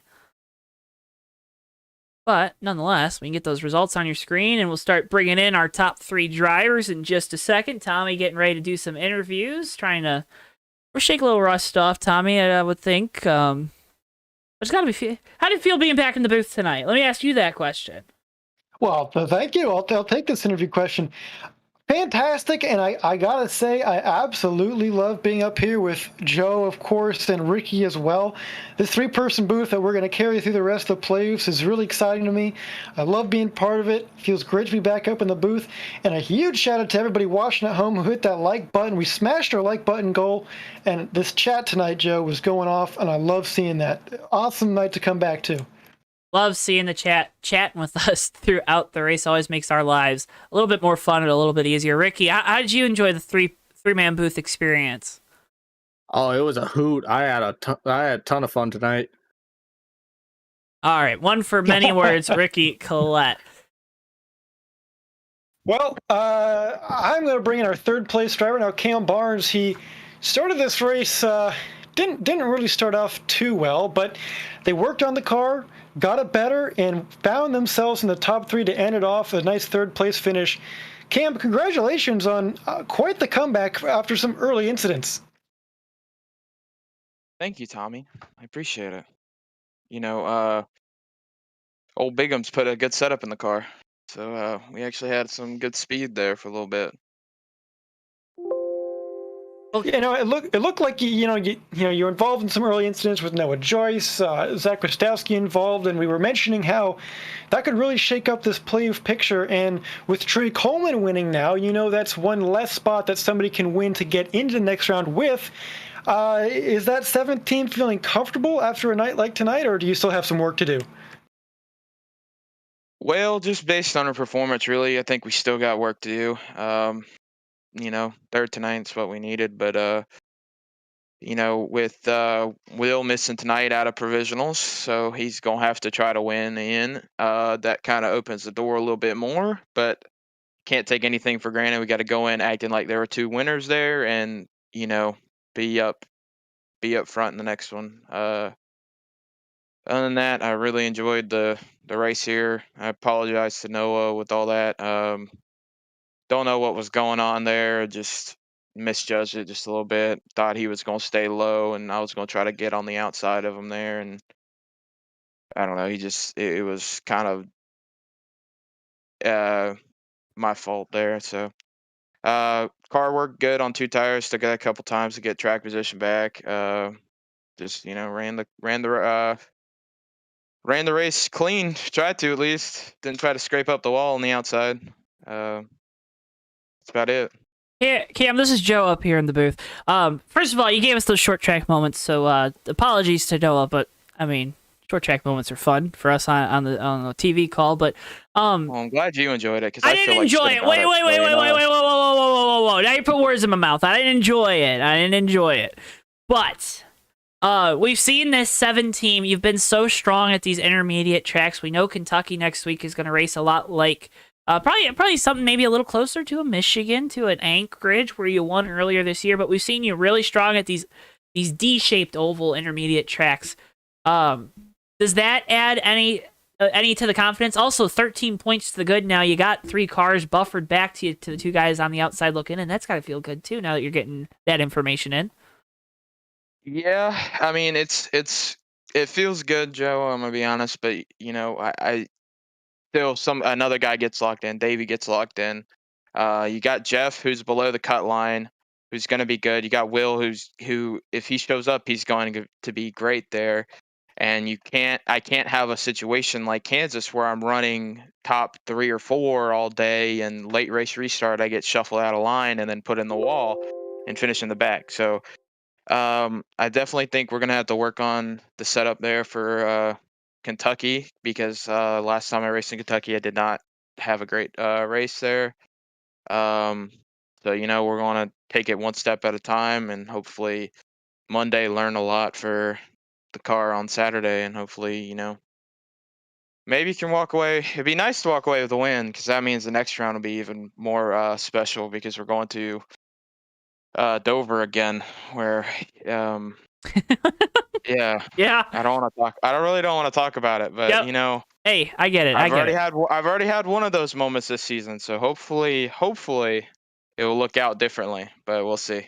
Hey, we hope to see this 7 car continue to battle for a championship, Cam. And thank you so much for taking the time to talk with us after this race. Before we let you go, I know you got sponsors to thank, people back home, so the floor is yours to do so, of course. Well, I want to thank everybody at EB Racing, Cal, Zach, who raced tonight and is going to be racing more again with us, so that's going to be awesome. And all the other guys that helped worked on the setup and gave tips for Monday. Then also, Ford, everybody there, and of course Cal, who says he's going to show up for the ARCA race and then decides to oversleep. So sometimes you're tired. Those are the big ones I got to thank there, and thank you guys for doing the doing the broadcast. And I don't know if Ricky's still here, but it's He's nice to see never him here. out there too. I'm still here. Okay. Hey, Ricky. I didn't know if you. I don't think you wanted to talk to me, so it's all right. No, it's all right. It's I never talk to anyone. I hope you guys enjoyed the race, that's for sure. Hey, we loved the race, Cam, and we loved what you did in that 7 car rallying throughout the night to get up inside the top 3. Congratulations on that. Congratulations on starting to build that buffer, and good luck next week at Kentucky. It sounds like you want it, and you sound like you think you need it, but I think we'll see the 7 car having a good run, if I'd have to guess. I'm going to knock on wood for you, though, because I don't want to be the JTN jinx or anything. I'll make sure you're not in the thumbnail either. I'll make sure you're not in the thumbnail. Yeah, listen, Joe. I want you, if you see a 7 car anywhere near the front in that thumbnail, I want you to make it like the you have to unlock it or something, because I don't want any of that bad mojo or anything like that, because I'm going in, I'm doing all my pre-race rituals and getting all the luck. I got to go find my golden horseshoe that I lost somewhere, and all that other good stuff. So yeah, hopefully we can go out in Kentucky and put one together for us. Hey, gotta put one together, Cam. Thanks for taking the time to talk with us. Good luck next week. Thank you. Cam Barnes, driver the number 7. Ford Motorcraft Ford. Now moving on to the guy that he has locked himself in by virtue of points, bringing him on in. Driver of the number 75, Adidas Toyota for PTR, Davey Hazard. Davey, are you there? What an intro. Hello, fellas. How's everyone doing? Well, I think Ricky doesn't like talking during this, so you're going to have to talk with me. And I think Tommy got a little tuckered out from his first time back in the booth. Okay, he's back too. But, Davey, let's talk about you. That's what the people want to hear about. They don't want to hear about us. They heard us talk this whole night. Yeah, we suck. But, I mean, yeah. 58 points to the good. You did exactly what you had to do tonight to make sure that next week at Kentucky there is no chance of the 75 team being eliminated. That's got to feel good, right? It's a very good feeling, very relieving. Yeah, I'm just looking ahead, and I'm proud of this. Proud of another good run tonight. Let's talk about the speed that we saw in that 8 car. It seemed like you were one of the guys that was able to kind of stick with them throughout the run. What do you think that you could have done different? Maybe if you had more time building the setup, because I know the 75 team, you guys were tight on time this week, and you've kind of at least built yourself up that big points buffer to where you can afford to be tight on that time. What could you have used out of the 75 Adidas Toyota tonight? Was there anything that you think you could have done better behind the wheel? What would be your big takeaway from tonight that you can improve on next time we head here to the Richmond Raceway? Honestly, no idea. I have no idea what made him so fast. It was kind of crazy. He was especially fast at the very end of that long run. He was absolutely mowing it down, making up huge chunks of time. Good for him. I'm happy for him. Good win, Trey. But yeah, I have no idea what on earth we could have done differently. I had a really solid setup. It wasn't the fastest thing on the racetrack, but it ran consistent lap times. Good on the long run.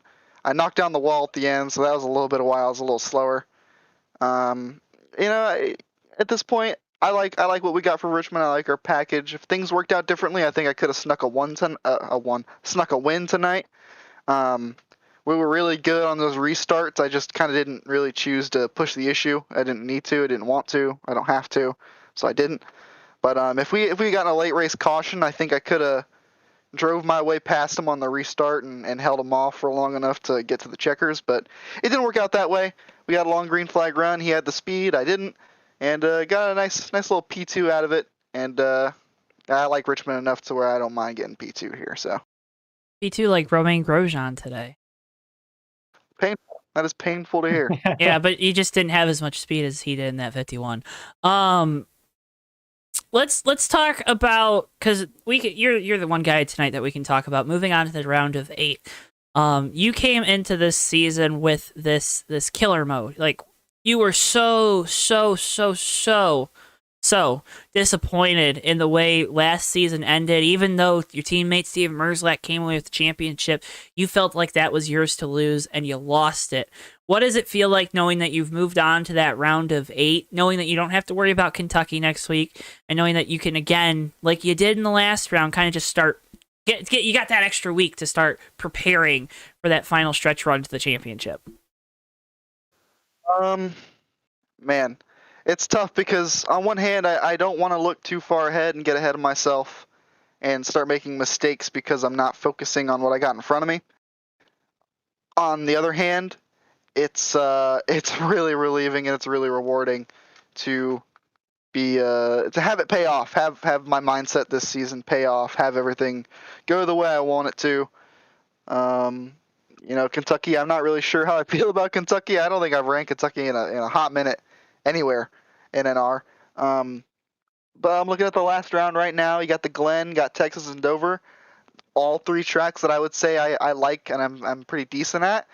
So you can't mindset right now. Can't look too far ahead. Got to focus on what we got in front of us. But I can't say that I'm not eyeing that Homestead finale and getting a little bit of adrenaline pumping up right now. You gotta get that adrenaline pumping. Fuel is burning engine. I don't know. Davey, you're a man that knows how to plug the sponsors, so I'm not gonna give you any nudging here, but go ahead and plug all those sponsors before we let you go. Well, I gotta thank the Fake Racers podcast for hopping aboard as a small sponsor this season. Who knows? There is still time to run a Fake Racers podcast car. I might have to get that deal worked out. Thank you to everyone that I know that watched this. I love you all very much. You guys are the best. Thank you to USORL for putting on a fantastic Richmond race, actually. You guys for broadcasting. I can't wait to go back and watch. All the PTR guys, everyone, all my friends, PTR. It's all basically the same group at this point. You guys are all the best. Make sure to go to the JTN store and buy yourself some JTN merch. It's a really good way to support. Make sure to hit the subscribe button if you're watching on YouTube right now. Also another good way to support. Yeah, go follow him on Twitter. Follow me on Twitter at Davey Hazard. Anyway, yeah, I plugged enough. I've done enough plugging. I would like to mention you got a little bit of a fan out there in the chat. Joey Stefano out there chanting 75, 75. So big shout out. Big shout out, Joey the man. The real Joey the man. Joey Stefano. I mean, I gotta thank the Fam Jam. I mean, they watched. They know I'm talking about them. But Fam Jam took a nice watch. I know Mom was watching. Shout out Mom. Hi Mom. She's probably in bed. But yeah.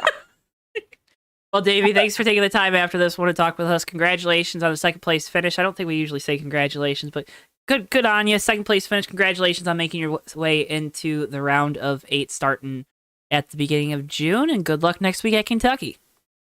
Thanks, guys. Congratulations on the broadcast. Thank you. Congratulations on being on the broadcast. Davey Hazard, driver number 75, Adidas Toyota for PTR. We now move on. I'm going to bring him in. Hopefully he hears us. If he doesn't, I don't know. Maybe we'll get some indication. Gonna talk with Trey Coleman. Hey, thank you. Oh, 1 second. Sorry about that, guys. Hometown track, man. Yes, sir. 1 second, guys. Sorry about that. No, you're good. Appreciate it. How y'all doing? There he is. Guys, How y'all doing? He is. I am all hype. I mean, it sounds like you're on the phone with the owner or with the family. I mean, yeah, my dad called me. Look at that. Give me a call. Shout out Trey's dad. Shout out. Yeah. Trey, congratulations on the victory tonight. Put a I can't say the word, but put a whipping on him. Put a whooping on him. Yeah. I mean, that's gotta feel really good here, especially at the hometown racetrack. I mean, this number 8 Comscope Chevrolet Camaro was on rails the entire weekend. I mean, me, Jeff, Darren, all the guys in the shop were just really working hard on this setup, and I think we really hit it out of the park on this one. It feels really good to finally win one of these. And that's got to feel good, too, knowing that this schedule here in the USORL, it stays pretty static, knowing that Richmond will probably be in these Playoofs next year, too. I mean, we talked about it, right? You forfeited your Playoff spot, knowing that you probably weren't going to be able to make all the races, trying to give it to somebody that would be able to do so. Is there any disappointment there, knowing that, hey, if maybe you got through those first 3 races and you got into this round, that it would mean you're moving on to the round of 8? To be honest, not really. Good. I kind of just I didn't want to take up the chase spot, and I knew that I was going to get in the middle of the playoffs, and I knew I was going to have a bad race somewhere. So then I'd come into one of them with a must win, and I just said I don't need the stress. I'll just go out here to Richmond, race with my teammates, and have a good time. And I think we really hit on it today. I think you probably had enough stress with the way the last month has probably been for you too, with exams projects. Yeah, I mean, whew, those engineering schools, man. Let me tell you. What went into making that setup so good? I know you said it sounded like teamwork was probably the foundation of that, but are there any secrets that you'd like to let us in on? Was there, were you setting it up really loose, knowing that it was going to get tight? Did you, when you were driving the car, were you making sure you weren't burning off right rear, right front? What were you doing behind the wheel? I mean, what was your secret tonight? You don't have to tell us the secret, but kind of give us a glimpse on where that secret comes into play, if you know what I'm saying. I mean, the way you just have to set it up to where you're comfortable. I don't really think there was a secret. There were other guys that were really struggling with their car throughout the race and getting loose in the middle of runs. And for me, I think I only made like one or two mistakes where I'd maybe hit the apron and get loose. But it really came down to getting in a groove and hitting your marks. I don't really think we had a setup secret. It was just really part of getting going on the restart and just driving away, to be honest. And I mean, you did that flawlessly throughout the night. Drove away from them anytime they even got close. You said, "Okay, bye bye. I'm done. I'm done doing this. I don't want to drive. I don't want to see anyone in my rearview mirror anymore tonight." How many more starts are we making this year? Are we running the rest of the schedule now that I believe school's probably over, exams and whatnot? Or are we running the rest of the schedule? Going to take a couple weeks off depending on the tracks. What's your plan in the 8 team? Well, we really planned on making this kind of our transition race over. We're going to be going to Revolution next year. We're going to be vacating the 8th seat, letting somebody else come in and get some more experience. We're going to go drive for Randall Coleman. But I think we might make another start at Dover. I think Dover's still remaining on the schedule, maybe Homestead, but we're not really sure yet. We'll head back to the shop and discuss that in team meetings. We probably got some extra money, too, after winning tonight's race, so maybe just add an extra race on there. I don't know. Comscope, hey, he got you in victory lane before Daniel Suarez could. I'm just saying. Hey, Daniel's going to get it soon. Daniel's got it soon. Hey, he's got those Eris colors in victory lane before. But Trey, a fantastic race for you tonight. I know it's awesome. I know it's awesome to win it at your home track, but tell us what it means to win at your home track. I mean, it means a lot. Just thinking I was just down the street at VCU just a week ago, just sitting in the dorm, taking some exam work and being able to head out to the racetrack, get this car all set up and work with the guys. It was really fun. And it does mean a lot because, I mean, you got all the home fans, you got the parents out there. Obviously, Dad couldn't make it to the race, but he was watching the broadcast and he gave me a call. I know my mom's up there in the stands, COVID social distancing, but all that stuff, it's really awesome. I really loved it. I love that too, man. I love it when we hear about parents and family and stuff watching these broadcasts, and can't thank them enough for tuning in too, because they're supporting you, but they're also helping support us, and we appreciate that so much. Trey, congratulations on the win. You plugged those sponsors because you're one of the best at doing it, but I want to make sure you get them all here. Now's the time. Shout out family, friends, sponsors, whatever you got. Floor is yours, buddy. Of course. Well, I'd like to thank my parents for letting me race. My room is super burning up, or my car is super burning up right now inside of the house. So the wheel's nice and hot. But I'd like to thank them, my brother, Megan. Let's see who else. Comscope. Let's see, Jimmy John's. I don't remember all the sponsors, to be honest. Eris has been a really part, but really Comscope in general. Pump it up. Pump it up, excuse me. Yeah, sorry about that. Revolution Engines, Turn Left, Jeff Dixon, Darren Ingram, John Peterson, William Page, Zach Rostowski, all those guys. Also, Blue Microphones for letting me talk on the broadcast tonight. And yeah, just excited to be here. And also, even though CDC has said you're safe to wear your mask or not wear your mask if vaccinated, please do your best to keep others safe and do it when you can. I know there are some of us out here who are unable to get the vaccine, so we might need to have other people wear masks to keep safe. I know I do it for some family members. Hey, I'm gonna echo that too. Keep people safe. I think that's the biggest thing, and you kept that car safe tonight too, so I think you set an excellent example for that, Trey. Congratulations on the victory tonight. Know this is a lot of momentum for you going into the new team next year. Be careful of that Randall Coleman guy at Revolution, though. I mean, you know he's a little tricky, but I'm just saying, speaking from experience, he might just kick you out of the car. I don't know. But congratulations on the win, Trey. You're going to do great next year. I can't wait to see what you and... do you have a number yet? No, I don't know yet. We'll figure that out. Okay, yeah, you don't know yet. I mean, Darren took the 8, so then I couldn't have that, and then he changed. So I don't know. That Darren guy's always changing numbers, jacking what I'm going to have. Always change numbers, that Darren guy. But Trey, congratulations on the win. Good luck. It sounds like next time at Dover when we see you next. Congratulations again, buddy. Appreciate it. Thanks, Tommy. Thanks, Ricky. Trey Coleman, driver of the number 3 Comscope Chevrolet Camaro ZL1LE. I love it when we hear the families are watching. I mean, Yeah, well, big shout out to my family downstairs at the house here watching. I know they tune in, and yeah, man, great to see that kind of support for not just the the racers, but the families too. You know, it's pretty cool. It's family affairs, they say.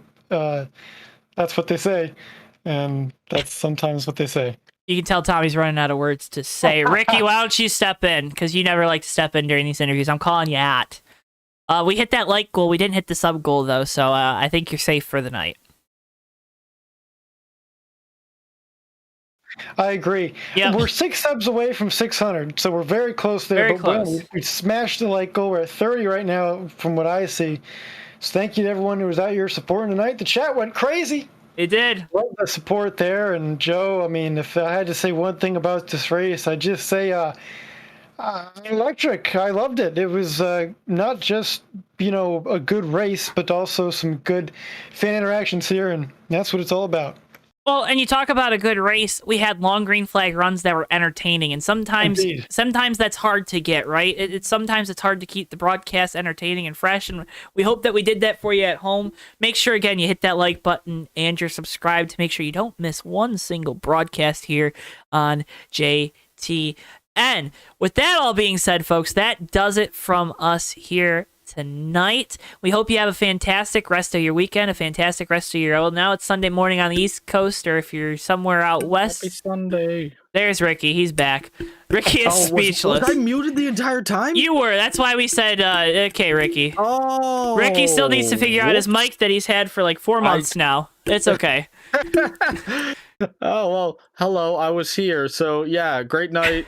Yada yada, what Tommy said, but I was talking and no one could hear me. That's okay. I appreciate you making sure your mic's muted so we don't hear any background noises. I appreciate that, Ricky. Good guy, this Ricky Click guy. But a fantastic race here tonight, folks. You're going to see more of it here on JTN, so that's why you want to make sure you're subscribed. Our next broadcast, Monday night, Excel Racing from the Pocono Short Track. Believe that is with I forget what cars that's with, but we're going to be 2 Monday nights in a row at the Pocono Short Track. The second race is with the wheel and modified cars, I do believe. So a bunch of short track racing coming up on JTN. If you liked what you saw tonight, you'll like what you see there. Bomb Squad on Thursday, of course. That's their time slot here, 9:05 p.m. Eastern. And then back with the USORL next Saturday night. Under the lights, I believe, at Kentucky. So going to be a fantastic couple of weeks here on JTN. Make sure you're subscribed. Of course, we've got diecast reviews coming out this week as well. New episode of the Fake Racers podcast. That will be coming out this week on Wednesday. So make sure you stay tuned for all the stuff here on JTN. Stay tuned to our socials. You'll get updated anytime something goes live here on JTN. Building a brand, folks. Can't thank you enough for being along for the ride. For all of us here at JTN, for Bristol, our producer, for Ricky Collette, for Tommy Bordeaux, I get to say 3 names before my own. Can't thank you guys enough. Make sure you tell us how you like the podcast, what we can do better. We always appreciate the feedback, and we will see you guys next time, of course, live here on JTN. Have a wonderful rest of your weekend, folks, and get ready to kick this next week's butt. So long for now. Yeah, and they're going to be 3 wide coming to the checkered. Never mind, they're going to be... Oh, and Maverick! Oh, turn wide! Who did that? Turn 4 into the tri-oval. Whitehill is through the grass. It's going to be Noah Joyce winning his first career race in the Red Bull Cup Series. All right, and they're wrecking behind them. We got cars flying everywhere. Cars upside down, but it doesn't matter. Noah Joyce has done it. He's won at Daytona in the 3 car. Musa. Musa's gonna. Oh, he's gonna use that apron. He's gonna use the apron. They're gonna be side by side. Coming off the corner. Boy, back to the inside. It's gonna be a drag race to the line. Musa gets it.